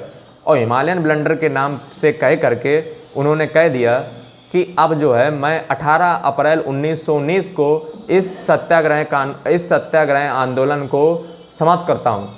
क्यों? क्योंकि वायलेंस होने लगा था। अच्छा, गांधी जी रुके नहीं, एक आंदोलन को समाप्त कर दिया, जिससे अंग्रेज़ों को ये लगे कि हमने तो आंदोलन को समाप्त कर दिया। अब अंग्रेज जो है यहाँ पे मिठाइयाँ बांटने लगे कि चलो भैया गांधी जी ने जो है आंदोलन समाप्त कर दिया। लेकिन गांधी जी यहाँ पर रुकने वाले नहीं थे, उन्होंने एक आंदोलन ख़त्म किया, दूसरी तरफ दूसरा आंदोलन शुरू कर दिया। क्यों? आप कहोगे इसके पीछे गांधी जी की क्या राजनीति थी? इसके पीछे राजनीति ये थी कि वो जो आंदोलन था उसमें वायलेंस होने लगे था। अब एक नया कानून चालू करेंगे जीरो से, फिर देखेंगे जनता को। तो ये देखिए कितनी बड़ी ट्रिक खेल रहे हैं गांधी जी कि एक को बंद करो, अब दूसरा फिर जीरो से चालू करेंगे, फिर जनता को समझाएंगे कि वायलेंस नहीं करना है। लेकिन गांधी जी की किस्मत इतनी फूटी है कि जनता बार बार नहीं मानेगी। कितने लोगों को आप समझाओगे? बट गांधी जी जो है सफल होते हैं हर बार। वो मास यानी कि जनता को कहीं ना कहीं प्रभावित कर रहे हैं। मतलब आप समझिए, उस समय ना तो एरोप्लेन है, ना हेलीकॉप्टर है, ना मोटरसाइकिल है, ना कार है। एक नेता के कहने से पूरा देश कैसे चल पड़ता है, ये बात सोचने वाली है। ना टेलीफोन है, ये भी नहीं कि आप फ़ोन कह दो कि हाँ चलो चलना है, नहीं। ये बात जरा आप सोचिए कि कुछ तो बात रही होगी जो है एक नेता के कहने से पूरा देश चल पड़ता था। अब जो है क्या होता है कि ऑल इंडिया खिलाफत कॉन्फ्रेंस, AIKC इसका नाम नोट कीजिए, ये इनवाइट करती है गांधी जी को कि चलो अब हिंदू मुस्लिम एक होकर के अब जो है आंदोलन को लीड करेंगे। आपने बंद किया, चलिए हम भी आपके साथ आते हैं। अच्छा, ये ऑल इंडिया खिलाफत कॉन्फ्रेंस एकदम कहाँ से जाग के सोती सोती उड़ पड़ी, ये मुस्लिम एक बार एकदम सब कहाँ से आ गए। तो यहाँ पे ज़रा आप याद कीजिए कि जो वर्ल्ड वार था, ये भी विश्व युद्ध तो चल ही रहा है, ख़त्म हो चुका है। वो मैं भी मानता हूँ, ख़त्म तो मैं भी समझता हूँ कि हो चुका है, बट अभी ख़त्म हुआ है, पूरी तरीके से ख़त्म थोड़ी ना हुआ है। तो होता क्या है कि अगर आपको थोड़ा सा भी नॉलेज हो कि वर्ल्ड वार के समय जो तुर्की का खलीफा था, अब तुम कहोगे खलीफा कौन होता है और तुर्की और ये इंडिया कहाँ से आ गया, समझिए, धैर्य से समझिए, इस वीडियो को पूरा देखते रहिए, देखिए एकदम मामला क्लियर हो जाएगा। यही तो है हिस्ट्री का मतलब। ये नहीं होता सिर्फ रट्टा लगा लो, फैक्ट को रट लो। हिस्ट्री का मतलब होता है समझना, समझने वाला ही जीतता है। कितना बढ़िया आप समझ लेते हो, ठीक है। तो समझने का ही खेल है हिस्ट्री। कितना बड़ा रटुआ आप हो, कितने बड़े रट्टा मान लेते हो, इससे फर्क नहीं पड़ता है। यदि आप किसी को बता नहीं पाते हो तो बेकार है, फिर तुम ही जानते हो तो फिर बेकार है। तो समझिए, इसलिए मैं कह रहा हूँ। तो होता क्या है, 1919 में खलीफा जो था तुर्की का, उसको ब्रिटेन नष्ट कर देता है, खलीफा को। आप कहोगे खलीफा तुर्की का मतलब ये है कि जो खलीफा तुर्की था वो दूसरी तरफ से लड़ रहा था। मतलब विश्व युद्ध में दो देश थे, दो पार्टियां थीं, एक ब्रिटेन की तरफ, एक दूसरे की तरफ। तो दूसरे की तरफ थी टर्की, और टर्की में रहता था खलीफा। अब इस खलीफा, चूंकि खलीफा जो है एकदम मुस्लिमों का जो है एकदम, मतलब जैसे मान लीजिए मक्का मदीना वैसे ही है बिल्कुल खलीफा, मतलब एकदम जो है मुस्लिमों का मेन लीडर है खलीफा। अब मुस्लिमों के मेन लीडर को तुमने कहा था वर्ल्ड वार के बाद जो है हम खलीफा को कुछ नहीं करेंगे, लेकिन तुमने तो ट्रीटी ऑफ सेवर में 1920 में खलीफा की ऐसी की तैसी कर दी। मतलब तुमने जो है खलीफा को तुमने कहा था कि कुछ नहीं करेंगे, बाद में तुमने पूरा बाजी पलट दी। अंग्रेजों का काम है ये पलटी मारना। तो अब इससे मुस्लिम खिसियाए हुए थे। अब ऑल इंडिया खिलाफत कॉन्फ्रेंस इसीलिए गांधी जी के पास आती है कि अब चलो हम भी सपोर्ट करेंगे। याद रखिएगा, मतलब के बगैर कोई नहीं आता है।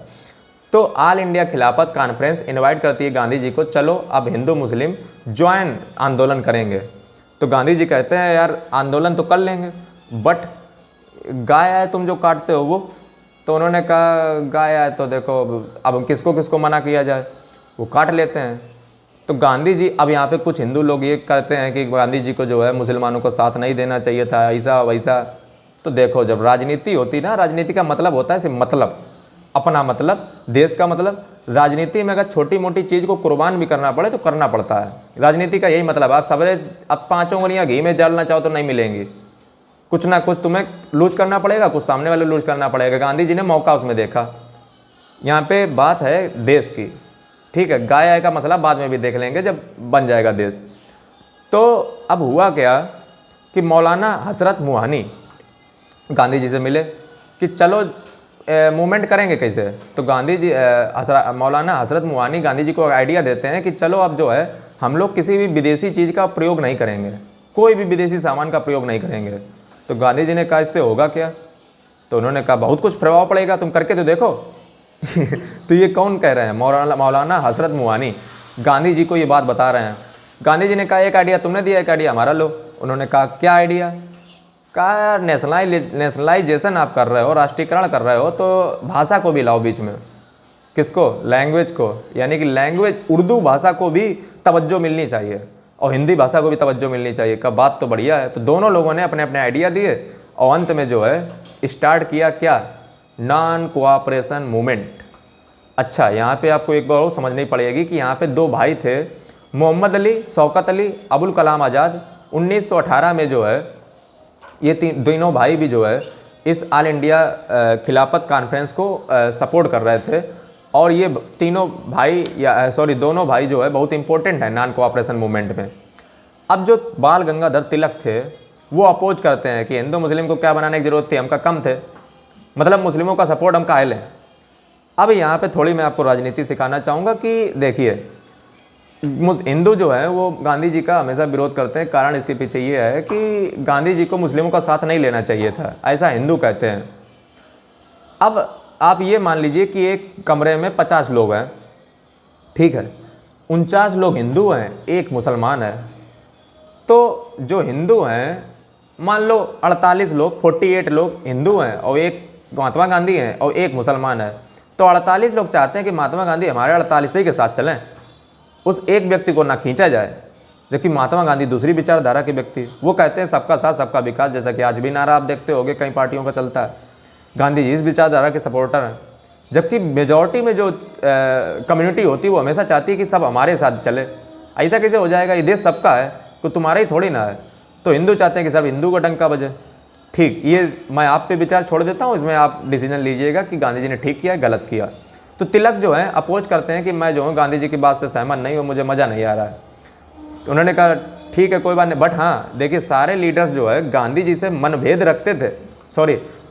रखते थे, बट मनभेद नहीं रखते थे, जो आज की राजनीति में देखने को नहीं मिलती है। मतलब आप किसी के विचारों से सहमत नहीं हैं, माना, बट इसका मतलब ये थोड़ी ना कि आप जो है उसको कत्ल कर दो जा करके।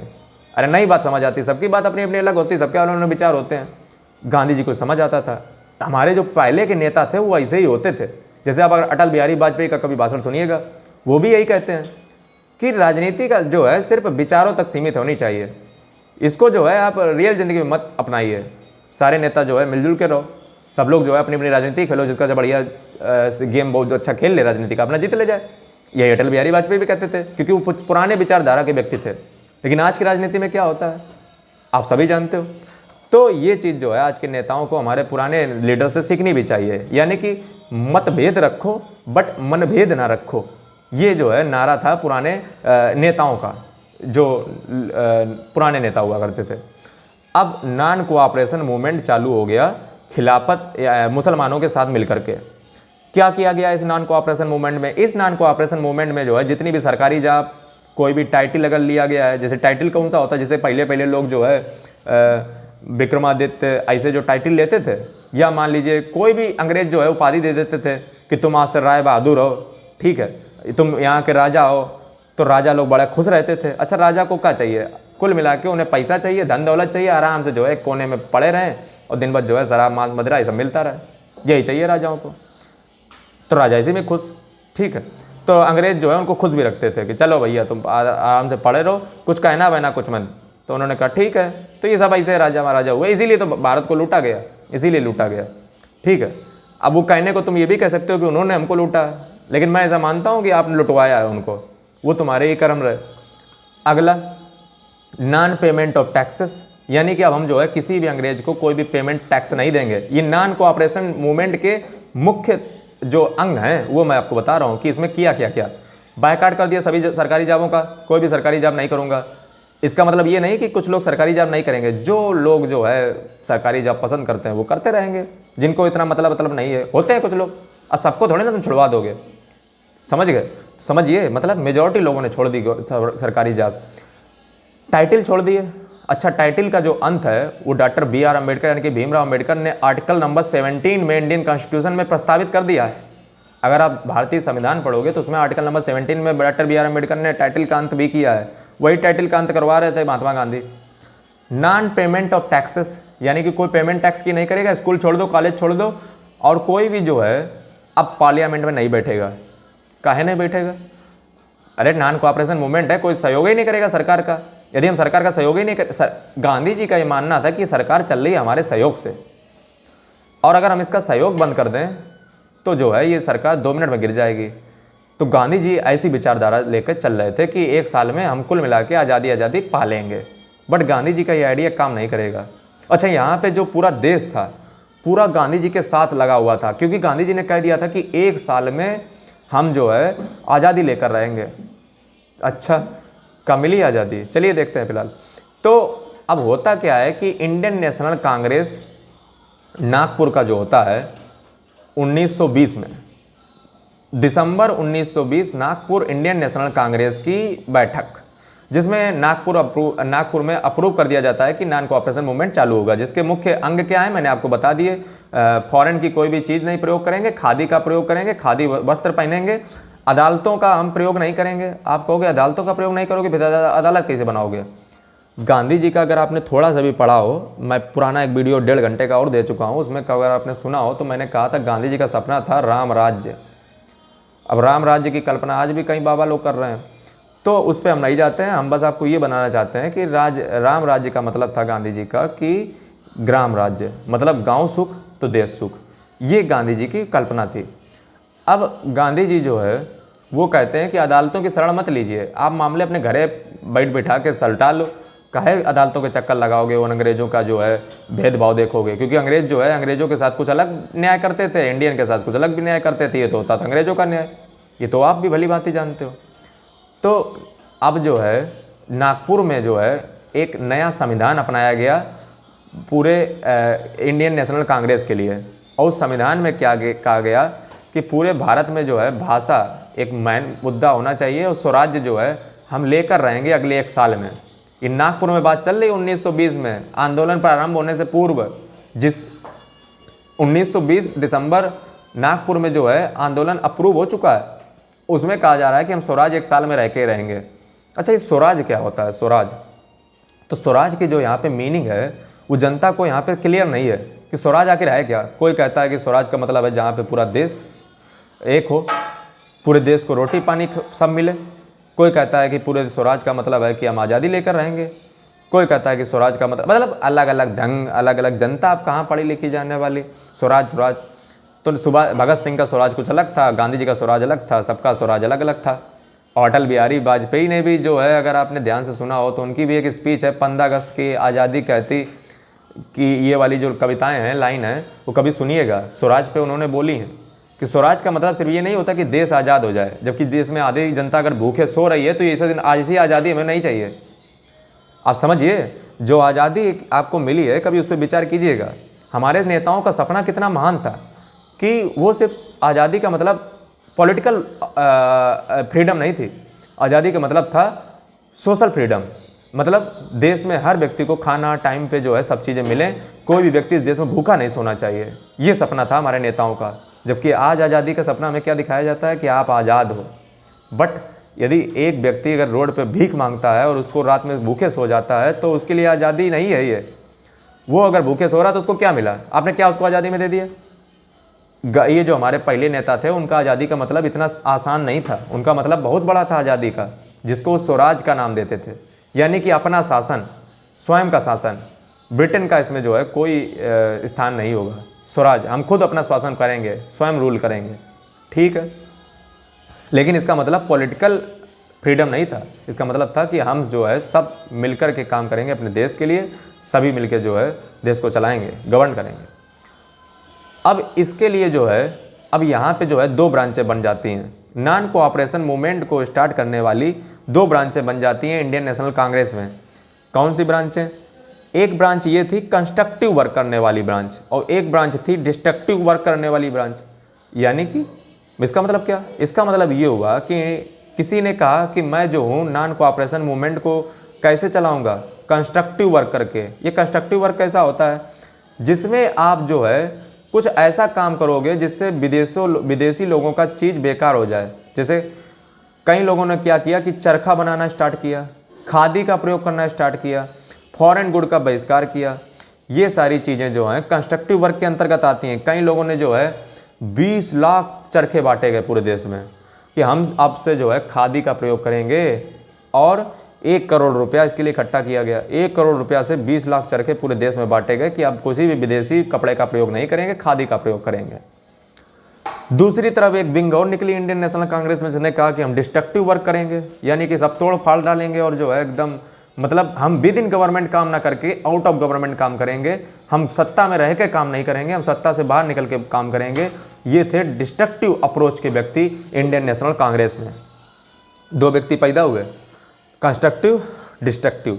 Constructive means within government, welfare of the people, for the people, and destructive work out of the government by force, unlaw, anything.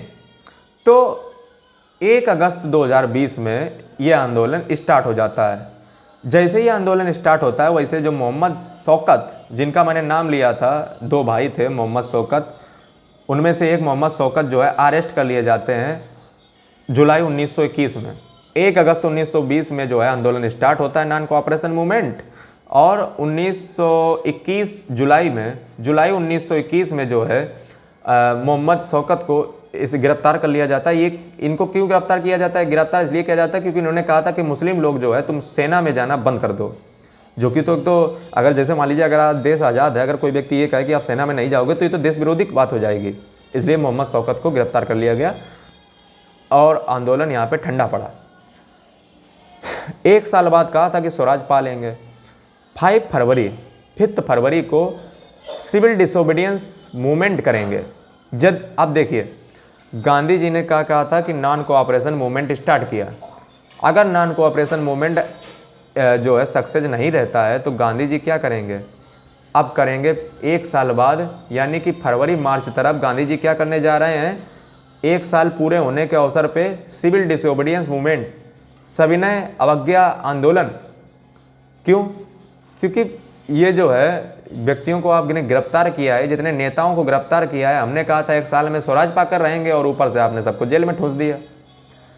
तो गांधी जी अब नॉन कोऑपरेशन मूवमेंट की जगह क्या स्टार्ट करने जा रहे हैं? 1922 में 1922 में गांधी जी स्टार्ट करने जा रहे हैं सिविल डिसोबीडियंस मूवमेंट, सविनय अवज्ञा आंदोलन। मतलब किसी भी कानून का समर्थन नहीं होगा अब, ठीक है। होता क्या है, इंडियन नेशनल कांग्रेस ये अच्छा डिसीजन लिया क्या जाता है, कौन सी जगह पे? तो ये अहमदाबाद का 1921 का जो इंडियन नेशनल कांग्रेस का जो सेशन था उसमें डिसीजन लिया गया कि अब जो है CDM यानी कि सिविल डिसोबीडियंस मूवमेंट किया जाएगा 1922 में। क्यों किया जाएगा? क्योंकि गवर्नमेंट जो है अखबारों पे प्रतिबंध लगा के रखी थी कि जो हम कहेंगे वही छापोगे, कोई भी ब्रिटेन सरकार के खिलाफ नहीं बोलोगे, पहली बात। दूसरा मुद्दा ये था कि पॉलिटिकल नेताओं को जो है तुमने काहे गिरफ्तार कर लिया है, उनको स्पेशल राइट्स मिलने चाहिए। जैसा कि आप जानते हो कि इस देश में जो है नेताओं को अलग राइट मिलते हैं, जेलों में अलग व्यवहार होता है। वैसे मेरे हिसाब से ये सब गलत है, क्योंकि नेता हो चाहे खूटा हो चाहे जो भी हो, सबके लिए एक राइट्स होना चाहिए। फिलहाल ये मैं आप पे छोड़ता हूँ। अब गांधी जी जो है उनको भी अरेस्ट कर लिया जाता है, लेकिन यहाँ पे बात को समझिए। 1922 में ये मूवमेंट स्टार्ट होने जा रहा था, सिविल डिसोबीडियंस मूवमेंट, बट ये स्टार्ट नहीं हो पाता है। काहे? ऐसा क्या हो गया? ऐसा हुआ ये कि तारीख थी गोरखपुर में। जैसा कि आप जानते हो, आज जो उत्तर प्रदेश के चीफ मिनिस्टर हैं, मुख्यमंत्री योगी आदित्यनाथ, वो भी जो है गोरखपुर से ही रहते हैं। तो 5 फरवरी 1922 में वहाँ पे गोरखपुर में क्या हुआ, कई लोगों ने वायलेंस कर दिया। गांधी जी जिस चीज़ से डरते हैं उसी चीज़ को उन्होंने फिर अपना लिया, और पुलिस चौकियाँ जो हैं जला डाली, कई पुलिस वाले मारे गए, जल गए उसी में, जिस पे जो है गांधी जी बहुत घबरा गए कि अब जो अंग्रेज़ हैं वो कचर के मारेंगे, क्योंकि गांधी जी जानते हैं कि तुमने वायलेंस किया नहीं और उनको मौका मिला नहीं।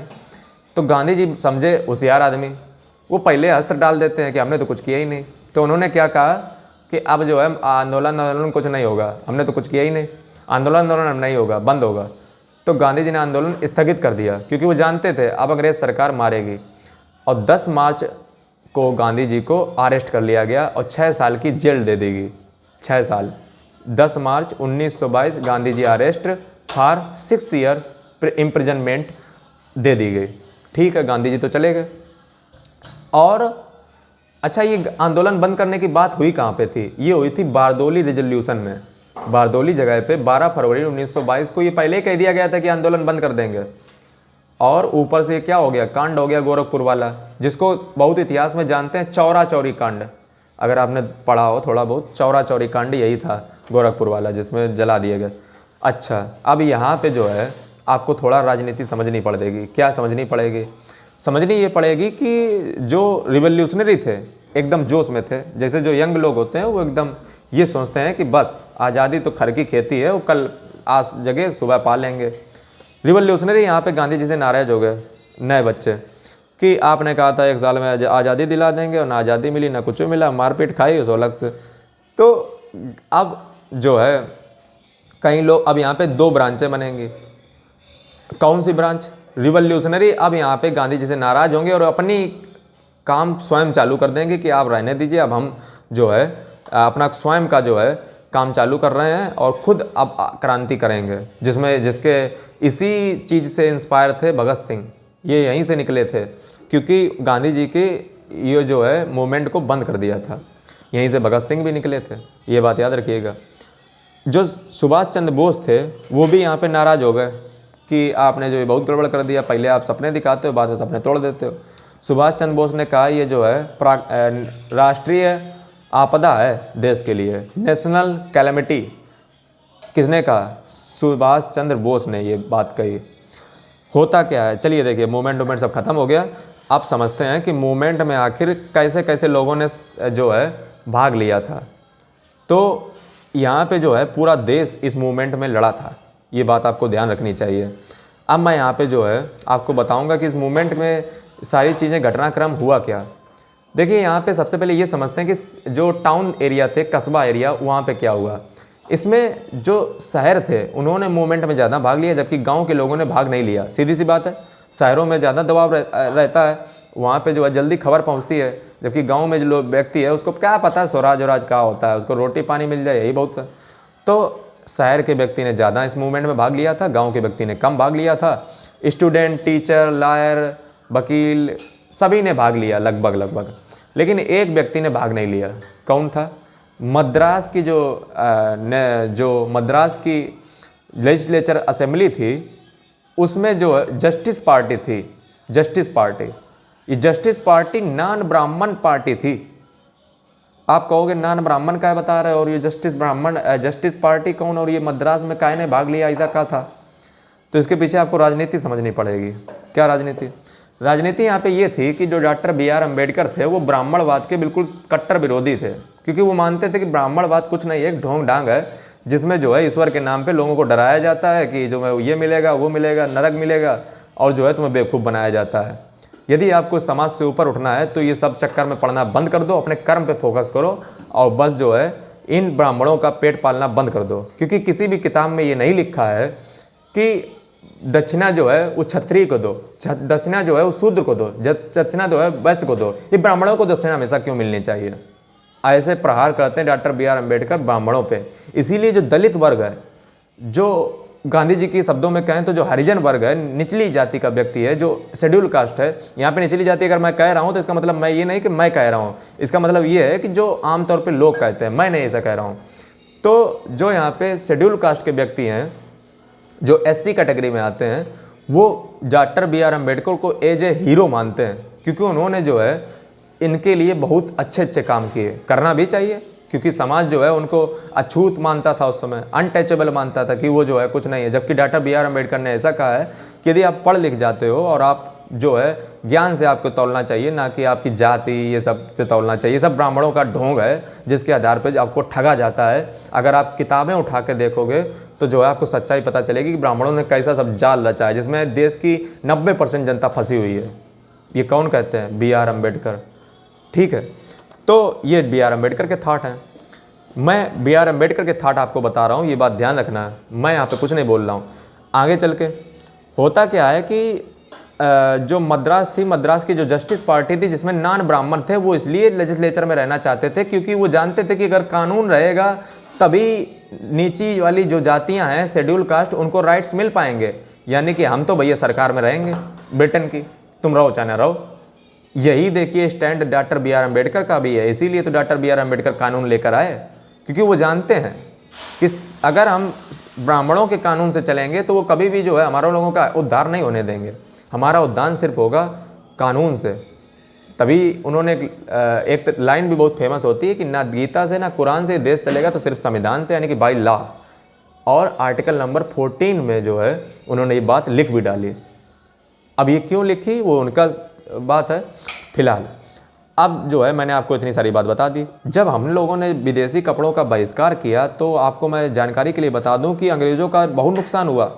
102 करोड़ रुपया उनकी कमाई होती थी, 102 करोड़, और उनकी घटकर कितनी बची? 57 crore, 57 crore from the target of 102 crore. ठीक है, आगे चल के क्या हुआ, यहाँ पे थोड़ी सी मैं आपको उस समय की परिस्थितियाँ बताना चाहूँगा, फिलॉसफी बताना चाहूँगा। वो फिलॉसफी ये है कि पूरे देश ने जो है इस मूवमेंट में भाग लिया, बट सभी लोगों ने अपने अपने स्वार्थ के अनुसार भाग लिया। मतलब ये मूवमेंट था तो नॉन कोऑपरेशन मूवमेंट, बट जिससे जिसका जो है मतलब निकला उसने उसको उस तरीके से लिया। मतलब लोगों को जो है कंसेप्ट बताए गए, मतलब झूठ बता दिया गया कि गांधी जी ने ऐसा क्या है, नॉन कोऑपरेशन मूवमेंट का मतलब यही है, और लोगों को गुमराह करके मूवमेंट में झोंक दिया। फ़ायदा अपना उठाया और बदनाम किसको किया? गांधी जी को बदनाम किया। जैसे मान लो देश में नॉन कोऑपरेशन मूवमेंट चल पड़े और हम गली मोहल्ले में अपना उड़दंगा काट देंगे, गांधी जी ने ये कहा है नॉन कोऑपरेशन मूवमेंट का मतलब ये है और ऐसा ऐसा आपको करना है। यानी कि जिसका जैसा फ़ायदा उठा वैसे वैसे देश में उसने उसका प्रयोग किया। अब जब नॉन कोऑपरेशन मूवमेंट में मैं यहाँ पे बात करने वाला हूँ 2 जगहों की। एक है अवध, जो उत्तर प्रदेश में पड़ता है, अगर आपको पता हो तो। अवध में क्या हुआ कि एक पीजेंट के लीडर थे जिनका नाम था बाबा रामचंद्र। ये बाबा रामचंद्र जो थे ये एक लेबर थे, ठीक है, एक समय रहे होंगे। तो इन्होंने क्या प्रचार किया अवध में कि अब जो है कोई भी व्यक्ति टैक्स ना देना, ये महात्मा गांधी ने कहा है। चलो हाँ, कहा भी था, लगभग ऐसा ही कुछ था। जमीन बटेगी मतलब ये है कि अब जो है ज़मीन जो है, जितने भी यहाँ पे जो हम पर अत्याचार करते हैं, जो जैसे कि आपने कभी अमरीश पुरी वाली पिक्चर देखी हो तो उसमें अमरीश पुरी क्या जमींदार होता है बहुत बड़ा, वो पीजेंट पे अत्याचार करता है, मजदूरों पे अत्याचार करता है। तो इन्होंने, जो बाबा रामचंद्र थे, ये अवध के थे, इन्होंने प्रचार कर दिया कि अब से जो है ज़मीन बटेगी सभी के बीच में और एक जमींदारी सब ख़त्म हो जाएगी, यही नॉन कोऑपरेशन मूवमेंट है। तो इन्होंने जो है काम चालू कर दिया और इन्होंने जो है लूट डकैती मारपीट जितने भी जमींदार थे सबके घर पे की, बहुत से लोगों ने की। अंत में 1920 में नेहरू वहाँ पे गए, पंडित जवाहरलाल नेहरू, और वहाँ पे अवध किसान सभा बनी, जिसके बाद जो है वहाँ के मामले को सलटाया गया। लेकिन इन लोगों ने बहुत अत्याचार भी मचाया, सब लोगों को लूटा जो भी वहाँ पे थे, बाजारें, ताल्लुकदार, मार्केट, सबको। दूसरा मामला है गुडेन हिल्स का। गुडेन हिल्स कहाँ पड़ती हैं? ये आंध्र प्रदेश में पड़ती हैं गुडेन हिल्स। गुडेन हिल्स में जो है ट्राइबल एक रहती थी। ट्राइबल, जैसा कि आपको पता हो कि ट्राइबल लोग का मतलब ये नहीं होता है कि वो बस वन में रहते हैं और बस उनको जो है बदनाम किया जाए। ट्राइबल का मतलब होता है जो नेचर से जो है प्रेम करते हैं और जो प्रकृति को पसंद करते हैं, उसको कहते हैं ट्राइबल। मतलब एक ऐसी जाति जो आउट ऑफ नहीं रहना चाहती है, मतलब आपके साथ मॉडर्न होना नहीं चाहती, आप क्यों उसको ज़बरदस्ती थोपना चाहते हो। बट अंग्रेज हमें ज़बरदस्ती मॉडर्नाइजेशन सिखाना चाहते थे। उनके जो ट्राइबल एरिया था उसमें हस्तक्षेप करते थे। यदि आपको नहीं पता है तो मैं आपको बता दूं कि हमारे इंडियन कॉन्स्टिट्यूशन में जो आर्टिकल, जितने भी फंडामेंटल राइट हैं, उसमें एक जगह ये कहा जाता है कि आपको देश में हर जगह आने जाने की स्वतंत्रता है, बट हमको ट्राइबल के एरिया में घुसने की स्वतंत्रता नहीं है। मतलब ट्राइबल जो शेड्यूल्ड ट्राइब होती है, जो देश की चौथी जो आधार स्तंभ है, शेड्यूल्ड ट्राइब एसटी, उसके एरिया में घुसने की हमें इजाज़त नहीं होती है। मतलब वो प्रकृति से रहना चाहते हैं और वो प्रकृति में रहना चाहते हैं, उनको मॉडर्नाइजेशन नहीं चाहिए। हम क्यों उनको मॉडर्नाइजेशन दें? वो अगर रहना चाहते तो रहे। ऐसे कोई जो है सेंथल करके कुछ है अंडमान निकोबार में, वो ट्राइबल भी जो है बहुत पुरानी है। आप कभी उसको सर्च कीजिएगा गूगल में, अंडमान निकोबार में रहती है। वहाँ के लोग बहुत पुराने लोग हैं जो आज भी जो है उनसे कांटेक्ट करने की कोशिश की जाती है, बट उनसे कांटेक्ट हो नहीं पाता, वो लोग आक्रमण कर देते हैं।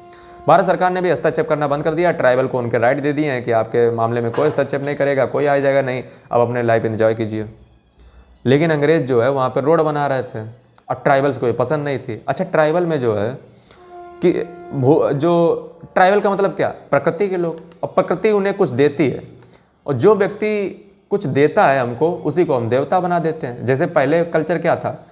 सूर्य भगवान, पेड़ भगवान, बरगद भगवान, ये भगवान। तो वैसे जो है ट्राइबल लोग पेड़ों की बहुत पूजा करते हैं, और जब पेड़ों की पूजा करते हैं तो अब ये जो राजू नाम का एक व्यक्ति था गुडेन हिल्स आंध्र प्रदेश में, उसने प्रचार किया कि मैं भगवान हूँ। ये जो अंग्रेज़ों की गोलियाँ हैं मेरे ऊपर असर नहीं करती हैं, सब ऐसे छू के चली जाती हैं पड़ोस अड़ोस से। अरे ऐसे मारेगा अगर कोई मुँह पे मेरे तो जो है वैसे निकल जाएगी साइड से। राजू भगवान पैदा हुए। तो राजू भगवान ने जो है बताया कि हम जो है सब लोग मिलकर लड़ेंगे अंग्रेज़ों के खिलाफ़, और गांधी जी ने कहा है कि फोर्स यूज करो, वायलेंस यूज करो, अंग्रेज़ों को मारो कूटो, और जो है और लेकिन रोड नहीं बनने देंगे ट्राइबल एरिया में। देखिए ये मतलब जो है गलत तरीके से इंटरप्रिटेशन कर रहे हैं गांधी जी की बात की, कि क्या कह रहे हैं कि गांधी जी ने वायलेंस करने को कहा है जबकि ऐसा तो गांधी जी ने कहीं कहा नहीं। ये कौन कह रहा है? राजू भगवान, जो ट्राइबल में से एक मुखिया है एक तरीके से, जो अंधों में काना राजा इसे कह लीजिए, जो कह रहा है कि हम राजू भगवान हैं और हमें जो है गोलियाँ वोलियाँ कोई असर नहीं करती है। और अंत में जो है ये गोरिल्ला वार लड़ते हैं। गोरिल्ला वार उस जगह पे लड़ा जाता है जहाँ पे पहाड़, जंगल ये सब ज़्यादा होते हैं, वहाँ पे गोरिल्ला वार ज़्यादा सूट करता है, तो ये लड़ता है। और अंत में 1924 में इसको पकड़ लिया जाता है और इसको एग्जीक्यूट कर दिया जाए, ख़त्म कर दिया जाता है राजू भगवान को। तो राजू भगवान तो निपट गए। अब क्या होता है अंत में क्या होता है? एक तीसरा मामला और होता है, immigration act of 1859। Immigration act of 1859 ये कहता है कि प्लांटर्स घर नहीं जा सकते टी गार्डन से। मतलब टी गार्डन से जो है प्लांटर्स घर पे नहीं जा सकते हैं। तो टी गार्डन में जो व्यक्ति काम कर रहे थे, मजदूर काम कर रहे थे, वहाँ पे भी नॉन कोऑपरेशन मूवमेंट का जो है एक तबका पहुँचा, मतलब एक वेव पहुँची, लहर पहुँची। कहा गया कि गांधी आज आ रहे हैं गांव में और सबको ज़मीन मिलेगा। मतलब गांधी जी जो है सबको ज़मीन दिला के रहेंगे और ये टी गार्डन अब हमको करने की ज़रूरत नहीं है, और सब लोग जो है हड़ताल कर दो अंग्रेज़ों के खिलाफ़। तो रेलवे में कुछ लोग थे और स्टीमर में काम करने वाले कुछ लोग थे, उन्होंने गांधी जी के नॉन कोऑपरेशन मूवमेंट का गलत इंटरप्रिटेशन किया और हड़ताल कर दी अंग्रेज़ों के खिलाफ़। जब अंग्रेज़ों के खिलाफ़ हड़ताल कर दी तो अंग्रेज़ों ने जो है उनको ब्रूटली तरीके से पीटा, मारा और उन्हें दबा दिया, जैसा कि वो हमेशा से ही करते हैं। मामला अब जो है कहानी की दूसरी कड़ी ख़त्म हो चुकी है, नॉन कोऑपरेशन मूवमेंट ख़त्म हो चुका है, गांधी जी जेल जा चुके हैं, बीच में जो है पॉलिटिकल वैक्यूम बन चुका है, मतलब गांधी जी जेल चले गए हैं, अब बीच में कुछ नहीं है। इसलिए हम अपनी बात को जो है अब आगे बढ़ाते हैं। गांधी जी तो जा चुके हैं, अरेस्ट होके जेल गए हैं 6 महीने की 1922 में। 1923 में जो है मोतीलाल और CR दास ये फॉर्म करते हैं स्वराज पार्टी। किस लिए? कंस्ट्रक्टिव वर्क करने के लिए। पहले वीडियो में इसी में बता चुका हूँ। कंस्ट्रक्टिव वर्क का है, वो चाहते हैं कि मैं पार्लियामेंट में रह करके जो है एक कंस्ट्रक्टिव वर्क करूँगा, यानी कि ये कांग्रेस की वो विंग थी जो कंस्ट्रक्टिव अप्रोच रखती थी, विद इन गवर्नमेंट हम काम करेंगे, इसको कहते हैं कंस्ट्रक्टिव वर्क, जो कि 1923 में स्वराज पार्टी के द्वारा मोतीलाल नेहरू और CR दास ने फॉर्म की। ठीक है, अंग्रेज में एक सरकार आती है यूके में, टोरी गवर्नमेंट। टोरी गवर्नमेंट किसके अंडर में आती है? जोशीमैन जो है वहाँ के PM रहे होंगे, उनके अंडर जो है टोरी गवर्नमेंट आती है यूके में। आप कहोगे काहे बता रहे हो? बता हम इसलिए रहे हैं कि जो टोरी गवर्नमेंट थी वो इस बात से भयभीत थी। अब यहाँ पे मेरी बात को ज़रा पुराने जाइए और याद कीजिए कि मैंने आपसे वीडियो की स्टार्टिंग में कहा था कि अंग्रेज़ जो है 1919 में कानून लाए थे, जिसमें उन्होंने कहा था कि हम हर 10 साल में इंडिया की जो परिस्थिति है उसका आकलन करेंगे, उस हिसाब से तुम्हें हम जो है उतनी सख्ती दे देंगे जैसा कि हम तुम्हें 1919 के एक्ट में कह चुके हैं। लेकिन जो टोरी गवर्नमेंट थी वो बहुत भयभीत थी। वो ऐसा सोच रही थी कि 1929 में उनको आना है, 1919 और 10 1929 होते हैं। बट उन्होंने जो है टोरी गवर्नमेंट ने इस भय से कि कहीं लेबर पार्टी की सरकार ना आ जाए, उन्होंने 1927 में ही साइमन कमीशन को इंडिया में भेज दिया, इंडिया की प्रॉब्लम को इंक्वायरी करने के लिए, यहाँ की परिस्थितियों का आकलन करने के लिए, जिसका इंडिया में जो है बहुत ज़्यादा विरोध किया गया।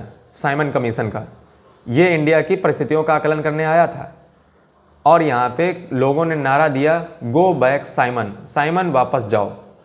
और इन्हीं नारे लगाने के चक्कर में एक व्यक्ति थे लाला लाजपत राय, जिनका आपने नाम भी सुना होगा। तो ये जो लाला लाजपत राय थे, इन पे लाठीचार्ज हुआ और इन पे लाठीचार्ज के चक्कर में लाला लाजपत राय की मृत्यु हो गई, जिससे भगत सिंह को बहुत धक्का पहुंचा और आगे चल के ये इसी के रिटेलिएट करने के चक्कर में मतलब ये जो है क्रांतिकारी और हो जाएंगे, क्योंकि लाला लाजपत राय की मृत्यु हो गई है लाठी पड़ने के चक्कर में।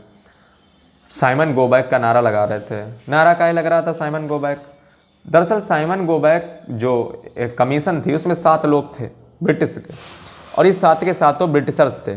इंडियंस का विरोध करने का कारण ये था कि इसमें कोई इंडियन को जो है जिम्मेदारी नहीं सौंपी गई थी।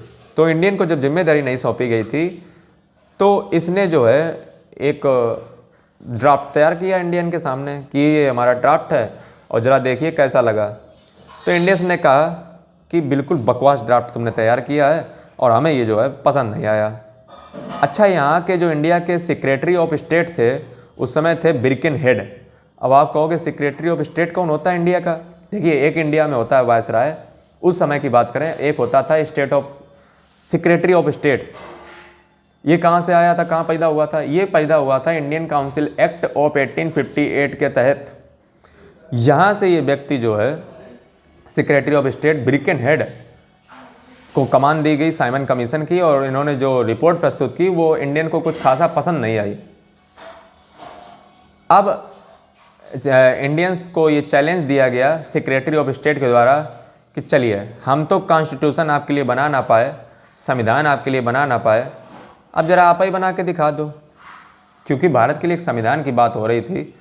तो नेहरू ने कहा, जो मोतीलाल नेहरू हैं, कि चलिए हम जो है संविधान बना के तुमको दिखाएंगे। और नेहरू जो है अपनी रिपोर्ट सबमिट करते हैं 1928 में, जिसको आप बहुत अच्छे से जानते हो, नेहरू रिपोर्ट 1928 की। जो 1928 की नेहरू रिपोर्ट थी उसमें ये चैलेंज दिया गया था कि हम तो कर ना पाए, तुम ही करके दिखाओ कि देखें तुम संविधान कैसा बनाते हो। तो इंडियंस ने चैलेंज स्वीकार किया, बट चैलेंज ये पसंद नहीं आया कुछ। क्या इसमें नेहरू रिपोर्ट में लिखा था? नेहरू रिपोर्ट में ये लिखा था कि इंडिया जो है एक डोमिनियन स्टेटस मिल जाए। अभी देखिए, हम डोमिनियन स्टेटस की मांग कर रहे हैं, नॉन कोऑपरेशन मूवमेंट में हमने स्वराज की मांग की थी, लेकिन इस बार हम डोमिनियन स्टेटस की मांग कर रहे हैं। स्टेट के कई टाइप्स होते हैं, जिसमें से एक टाइप होता है डोमिनियन। डोमिनियन का मतलब होता है कि हेड ऑफ स्टेट जो होगा प्रेसिडेंट की जगह पे महारानी होंगी, बट हमारा प्राइम मिनिस्टर इंडिया का होगा। यानी कि रूल हम करेंगे, लेकिन जो बाहरी मसले हैं उसमें जो है ब्रिटेन हस्तक्षेप करेगा, और जो अंतिम जो मोहर लगेगी हर चीज़ के लिए वो ब्रिटेन की होगी, जो कि आज प्रेसिडेंट की लगती है। बस इतना सा मामला था। डोमिनियन स्टेटस की हमने मांग की नेहरू रिपोर्ट में 1928 की। भाषा के आधार पे देश में जो है राज्य का बनने चाहिए, भाषा के आधार पे। और जो है इक्वल जो है राइट्स मिलने चाहिए। फंडामेंटल राइट्स की हम बात कर रहे हैं, सबके equal rights, right to equality, article number 14 की बात हो रही है यहाँ पे। बहुत अच्छी बात है। अलग अलग चुनाव नहीं होने चाहिए। अब कहोगे अलग अलग चुनाव, हाँ, तो यहाँ पे आपको समझना चाहिए कि एक मार्ले मिंटो नाम के दो कुकड़ मुर्गे पैदा हुए थे इंडिया में, जो अंग्रेज थे। कौन है ये मार्ले मिंटो?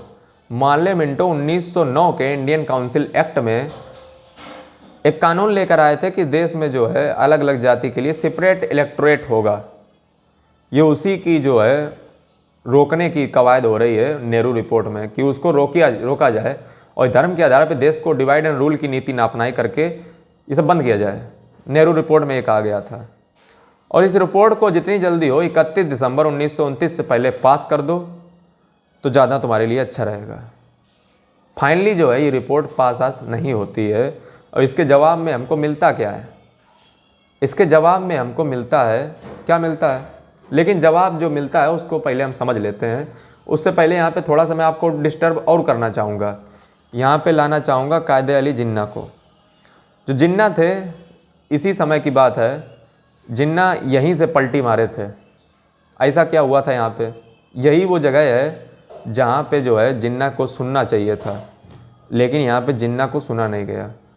जिन्ना ने कहा था कि हमारा जो मुस्लिम प्रांत है, जहाँ पे भी मुस्लिम लोग रहते हैं, उनके साथ कोई नाइंसाफ़ी हिंदू आगे चल के ना करें, इसलिए हमें कोई रिजर्व सीटें दे दीजिए ज़रा मुस्लिमों की। इससे ज़्यादा हमारी कोई डिमांड नहीं है। वो बस रिजर्वेशन चाहते थे मुस्लिम लोगों का, जो काउंसिल थी उसमें, जो पार्लियामेंट थी। बट हमारे जो पॉलिटिकल लीडर्स थे, उन्होंने उनकी डिमांड को, जो 14 पॉइंट थे, जिन्ना ने बाकायदा 14 पॉइंट दिए थे, 14 पॉइंट, उसको नकार दिया। मतलब उस पर कोई ध्यान ही नहीं दिया गया। अब जिन्ना बार बार चिल्ला के कहें कि सर 14 पॉइंट, वो कहें कान में लगा लें रुई कि हमें तो भैया सुनाई नहीं पड़ रहा। तो जिन्ना जो है अब यहाँ पे बदलेंगे। देखिए अभी तक जिन्ना नहीं बदले थे, अब बदलेंगे, क्योंकि उनका जो 14 पॉइंट थे वो यहाँ पे नहीं सुने गए। ठीक है, अब यहाँ पे बात कर लेते हैं कि 31 दिसंबर 1928 को नेहरू रिपोर्ट जो है चैलेंज दिया गया था कि पास कर दीजिए, बट पास नहीं की गई। अब होता यह है कि अक्टूबर 1929 में दिवाली आई थी। दिवाली अक्टूबर 1929 में लॉर्ड इरविन जो वायसराय थे, वो थोड़े गांधी जी से जलते थे कि गांधी कौन है, गांधी है ज़रा सामने ले आओ, हम बात नहीं करते गांधी से। ये लॉर्ड इरविन कहते थे, मतलब मन ही मन। तो अंत में होता क्या है कि लॉर्ड इरविन कहते हैं कि डोमिनेट स्टेटस मांग रहे हो ना। अक्टूबर 1929 की बात है जब ये नेहरू रिपोर्ट जो है जो चैलेंज दिया गया था, उसके जवाब में लॉर्ड इरविन बोल रहे थे अक्टूबर 1929 में क्या, कि डोमिनेट स्टेटस चाहिए, भविष्य में दे देंगे। ये लॉर्ड इरविन कह रहे हैं। राउंड टेबल कॉन्फ्रेंस करो आकर के पहले। मतलब ये था कि कॉन्स्टिट्यूशन बनाने की जल्दी मची है तो राउंड टेबल कॉन्फ्रेंस में भाग लीजिए। अभी हम जो है राउंड टेबल कॉन्फ्रेंस रखेंगे। राउंड टेबल कॉन्फ्रेंस क्या थी? ये थी गोल मेज सम्मेलन, इनको हिंदी में कहते हैं, जिसमें कॉन्स्टिट्यूशन पे चर्चा होगी, सभी लोग बैठ के करेंगे। जिसमें तीन राउंड के टेबल कॉन्फ्रेंस हुई थी, जिसमें तीनों में भाग लिया था डॉक्टर बी आर अम्बेडकर ने। क्यों लिया था? क्योंकि बी आर अम्बेडकर, आप समझ रहे हो, एससी कैटेगरी, और एससी कैटेगरी लॉ के द्वारा ही ऊपर जाना चाहती है, क्योंकि उसको अगर वो लॉ पे ही विश्वास है, उसको कानून ही जो है उसको राइट दिला सकता है। इसलिए अम्बेडकर राउंड टेबल कॉन्फ्रेंस में भाग लेंगे। जबकि सुभाष चंद्र बोस, जवाहरलाल नेहरू, वो कहते हैं कि हमें सब नहीं चाहिए तुम्हारी राउंड टेबल कॉन्फ्रेंस। ये अगर मानना हो तो 31 दिसंबर 1929 से पहले पास कर दो नेहरू रिपोर्ट 1928 की, वरना हम ये सब ना मानने वाले। अंत में 1929 में दिसंबर में लाहौर में रावी नदी के तट पर पाकिस्तान में 1929 दिसंबर को लाहौर में रावी नदी के तट पे पूर्ण स्वराज की मांग की जाती है जवाहरलाल नेहरू के द्वारा, और कहा जाता है कि अब से हम हर साल 26 जनवरी 1930 को 26 जनवरी 1930 को हम एज ए स्वराज यानी कि हम अपना स्वतंत्रता दिवस मनाएंगे, इंडिपेंडेंस डे मनाया करेंगे। मिला हो ना मिला उससे लेना देना नहीं है, लेकिन हम इसको मार्क करते हैं कि हम जो है इसको मनाएंगे 26 जनवरी को 1930 को। अब तुम कहोगे मिला हिला है नहीं, ये कैसे मना रहे हैं? मतलब मन है, इच्छा है तो अपनी श्रद्धा है तो मना रहे हैं, और क्या। तो आप कहोगे कि ऐसा और कहीं भी हुआ है? अमेरिका में भी यही हुआ है। अमेरिका में भी 1776 में थोड़ी ना अमेरिका आज़ाद हो गया था, वहाँ पे भी ऐसे ही हुआ था। फिर जाके 1783 में जो है संविधान सभा बनी थी, फिर 1787 में जो है संविधान बन के अमेरिका का भी तैयार हुआ था। समझना चाहिए आपको बात को, ऐसे थोड़ी ना मिल जाती है। तो 26 जनवरी 1930 से हम जो है मनाने लगे अपना स्वतंत्रता दिवस, इंडिपेंडेंस डे, ठीक है। उसके बाद क्या होता है कि 31 जनवरी 1930 में गांधी जी जो है लेटर लिखते हैं लॉर्ड इरविन को, किसके खिलाफ? साल्ट टैक्स के खिलाफ, नमक कानून के खिलाफ। ये नमक कानून देश में लाया गया था जिसमें कहा गया था कि कोई भी व्यक्ति नमक पे अब टैक्स देगा। तो गांधी जी ने कहा ये तो यार बेसिक नीड है किसी भी व्यक्ति की, नमक पे भी क्या टैक्स लोगे? तो उन्होंने कहा हाँ नमक पे भी अब टैक्स पड़ेगा। तो गांधी जी ने कहा कि ये जो है नमक पे टैक्स तो हम देंगे नहीं, जो करना हो कर लो। तो अब गांधी जी ने कहा कि चलो हम, अब गांधी जी को देखो फिर चाहिए मौका, क्योंकि नए नए आदमी अभी जेल से छूटे, फिर देखो उन्होंने चालू करना अपना काम। जनता भूल चुकी है, जनता को याद दिलाना है। उनको मौका मिल गया कि नमक कानून तोड़ेंगे। तो देखिए उन्होंने किया क्या, उन्होंने कहा कि 11 मार्च तक मैं आपको अल्टीमेटम दे रहा हूँ, 11 मार्च तक अगर आपने बंद नहीं किया तो मैं जो हूँ एक दोबारा सत्याग्रह करूँगा, यानी कि सिविल डिसोबीडियंस मूवमेंट करूँगा। कौन सा? सविनय अवज्ञा आंदोलन। सिविल डिसोबीडियंस मूवमेंट का मतलब ये होता है किसी कानून को हम नहीं मानेंगे on the basis of content. Supreme court का एक प्रिंसिपल और फिलॉसफी भी यही चलती है। सुप्रीम कोर्ट चलता जरूर हमारा आर्टिकल नंबर 21 में है, procedure established by law, but हमारा supreme court due process of law की भी कभी कभी फॉलो कर लेता है। ये बात आपको पता होनी चाहिए, on the basis of nature of the content of the law.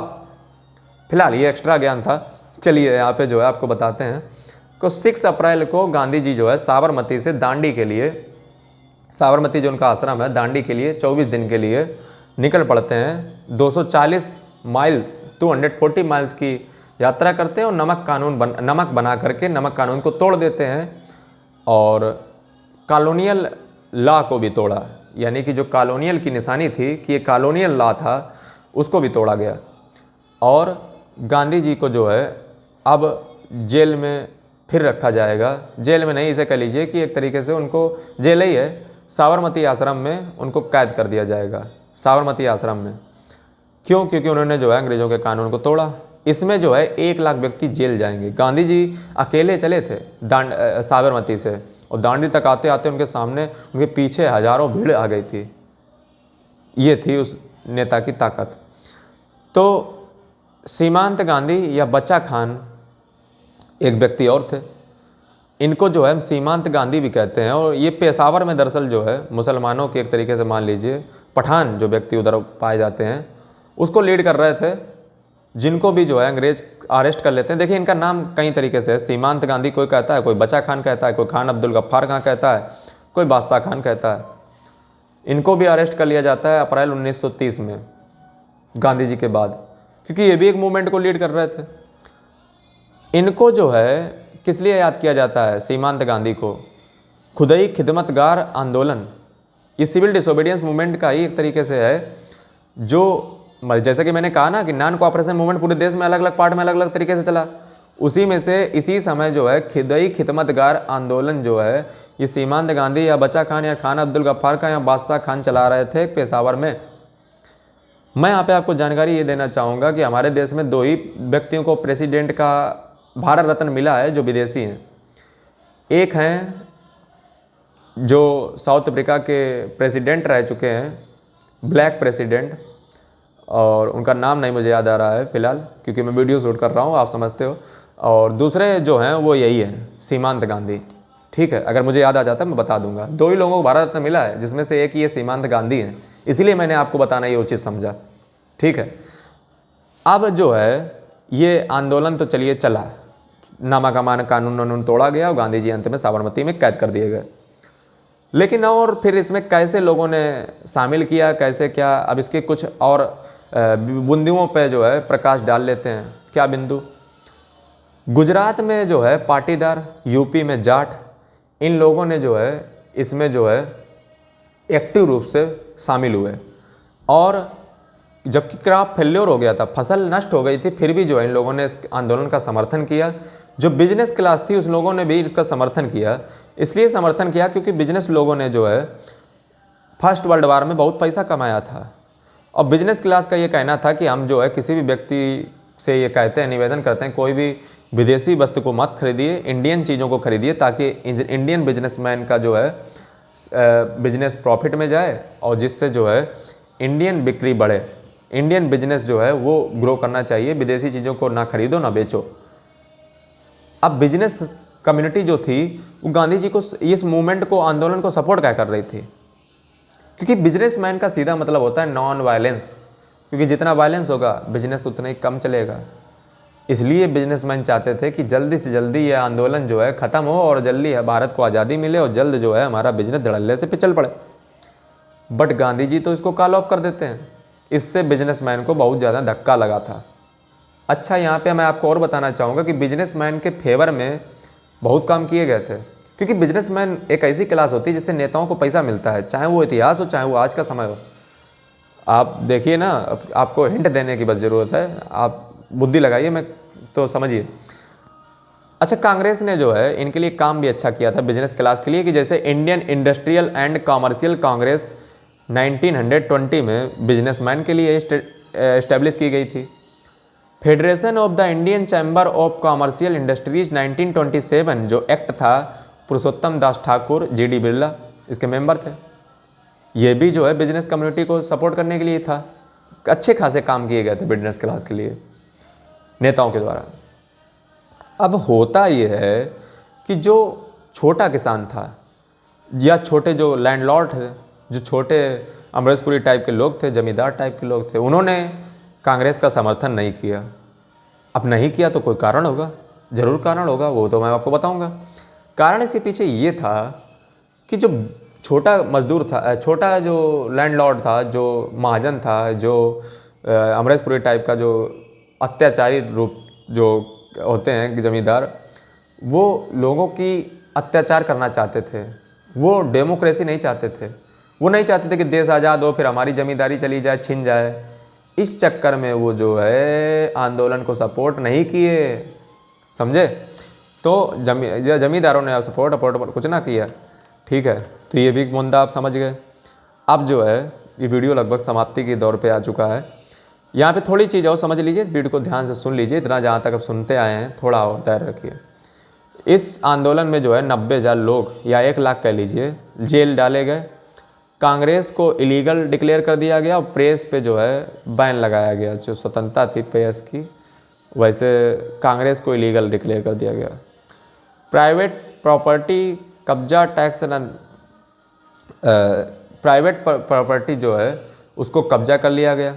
यदि आप टैक्स नहीं देते हो, आंदोलन के बाद की बात है, टैक्स नहीं देते हो तो आपकी प्राइवेट प्रॉपर्टी कब्जा कर ली जाएगी। सही बात है। पुलिस जो है किसानों को पीट रही थी बुरी तरीके से। बल्कि जो गांधी टोपी भी पहनते थे, खादी पहनते थे, उसको भी पीटा जा रहा था पुलिस के द्वारा। अत्याचार, ऑपरेशन, लाठीचार्ज हुआ, फायरिंग की गई। गांधी और नेहरू को अरेस्ट कर लिया गया 1930 तरफ।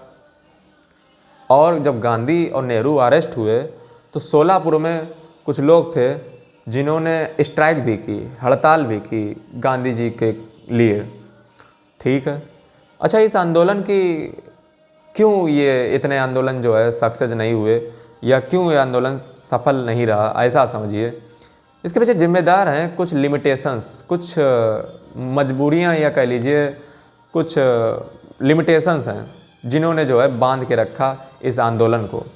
इस आंदोलन को बांधे, इसमें पूरे देश ने जो है उस तरीके से ढंग से नहीं लड़े, मतलब पूरी ताकत नहीं लगाई। क्यों? क्योंकि इसमें हरिजन का तो सपोर्ट ही नहीं था। हरिजन मतलब SC schedule caste, doctor BR Ambedkar, अनुसूचित जाति, इनका सपोर्ट नहीं था।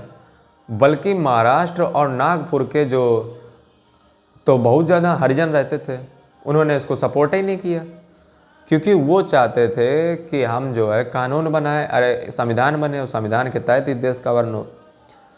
और ये जो है रिजर्व सीटें चाहते थे हरिजन लोग, इलेक्टोरेट में जो पार्लियामेंट है उसमें रिजर्व सीटें उनको मिलनी चाहिए थी।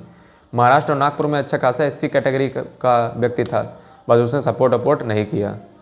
ठीक है, जो सत्याग्रह था वो सनातनी ज़्यादा था।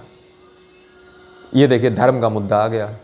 ये देखिए आंदोलन इसलिए भी सफल नहीं हुए ज़्यादा क्योंकि इसमें गांधी जी स्वयं एक सनातनी, कट्टर सनातनी आप ऐसे मान सकते हो, हालांकि उनको तो जो भी ना लोग प्रस्तुत कर दें, तो गांधी जी कहीं ना कहीं सनातनी धर्म, ब्राह्मण, क्षत्रिय, वैश्य, शूद्र को सपोर्ट करते हैं, कर्म के बेस पे वो सपोर्ट करते हैं। बट वो डिवाइडेशन स्ट्रेटा को सही मानते हैं कि ब्राह्मण, क्षत्रिय, वैश्य, शूद्र कर्म के आधार पर डिवाइडेशन होना चाहिए। और वो उनके जो थॉट हैं उनमें कहीं ना कहीं जैन धर्म, जो कि वो गुजराती हैं इसलिए हो सकता है जैन धर्म, और वैष्णव धर्म। साउथ में जैसा कि अगर आप ध्यान से देखो तो शैव धर्म का प्रचलन है, बट वो गुजरात में है, गुजरात बीच में पड़ता है। वहाँ पे जो है वैष्णव धर्म को गांधी जी ज़्यादा मानते थे। गांधी जी के थॉट अगर आपको समझना है तो आप याद कर लीजिए कि वैष्णविज्म, वैष्णव धर्म, विष्णु भगवान और जैन धर्म का प्रभाव था। क्योंकि वो गुजराती थे तो जैन धर्म तो बनता है, क्योंकि बिजनेस क्लास जैन ही बैठेगी बिलोप की थी। अब गांधी जी खुद एक सनातनी थे, तो लोगों को ये लगता था कि ये तो हिंदुओं का आंदोलन है, हम भैया का सपोर्ट करें, ना मुस्लिम जाता ना हरिजन जाते। तो कहीं ना कहीं सनातनी तरीके की प्रवृत्ति इस आंदोलनों में दिखती थी। ये जो है इसकी बहुत बड़ी कमजोरी थी, ये लिमिटेशंस थी जिसके कारण गांधी जी इतने सफल नहीं हो पा रहे थे। एक तो हरिजन को ना लेना, निचली जाति को ना शामिल कर पाना, सारी कैटेगरी कास्टों को जो है शामिल ना कर पाना, सनातनी रूप दिखना किसी भी आंदोलन का, हिंदुओं का ही आंदोलन दिखना, बड़ी ये कमियां थीं। लेकिन जब इलेक्टोरेट रिप्रेजेंटेशन की बात चली तो ये इलेक्टोरेट, जब ये गांधी जी को लगा कि SC कैटेगरी जो निचली जाती है, जो हरिजन लोग हैं, वो आंदोलन को सपोर्ट नहीं कर रहे हैं, तो उन्होंने क्या किया कि अब जो है SC कैटेगरी पे फोकस करना जारी कर दिया। कब? जब डॉक्टर BR अम्बेडकर ने सेकेंड राउंड टेबल कॉन्फ्रेंस में, ध्यान करो, Simon commission, second round table conference, 3 round table conference, जिसमें सेकेंड राउंड टेबल कॉन्फ्रेंस में डॉक्टर BR अम्बेडकर कहते हैं कि जो शेड्यूल कास्ट है उसके लिए भी अलग वोट का सिस्टम होना चाहिए। तो गांधी जी कहते हैं कि भैया बहुत तुमने डिवाइडेशन रूल अंग्रेज कर लिए हैं। 1909 का जो मार्ले मिंटो कानून था उसने तो डिवाइडेशन रूल खेला ही था। अम्बेडकर साहब और लगे हुए हैं कि और डिवाइडेशन करो, SC कैटेगरी को राइट मिलने चाहिए, उनका अपना नेता खुद वो चुनेंगे। गांधी जी ने कहा ऐसा मत कीजिए, कहीं हिंदू रहने दीजिए, हम आपको रिजर्वेशन देने को तैयार हैं, सीट रिजर्व कर देंगे, बट ये ऐसा डिवाइडेशन पॉलिसी मत अपनाइए, अम्बेडकर से कहा। अंत में गांधी जी जब जेल में थे तो यरवदा जेल में, जो पूना में पड़ती है, वहाँ पे गांधी और अम्बेडकर के बीच में एक पैक्ट हुआ।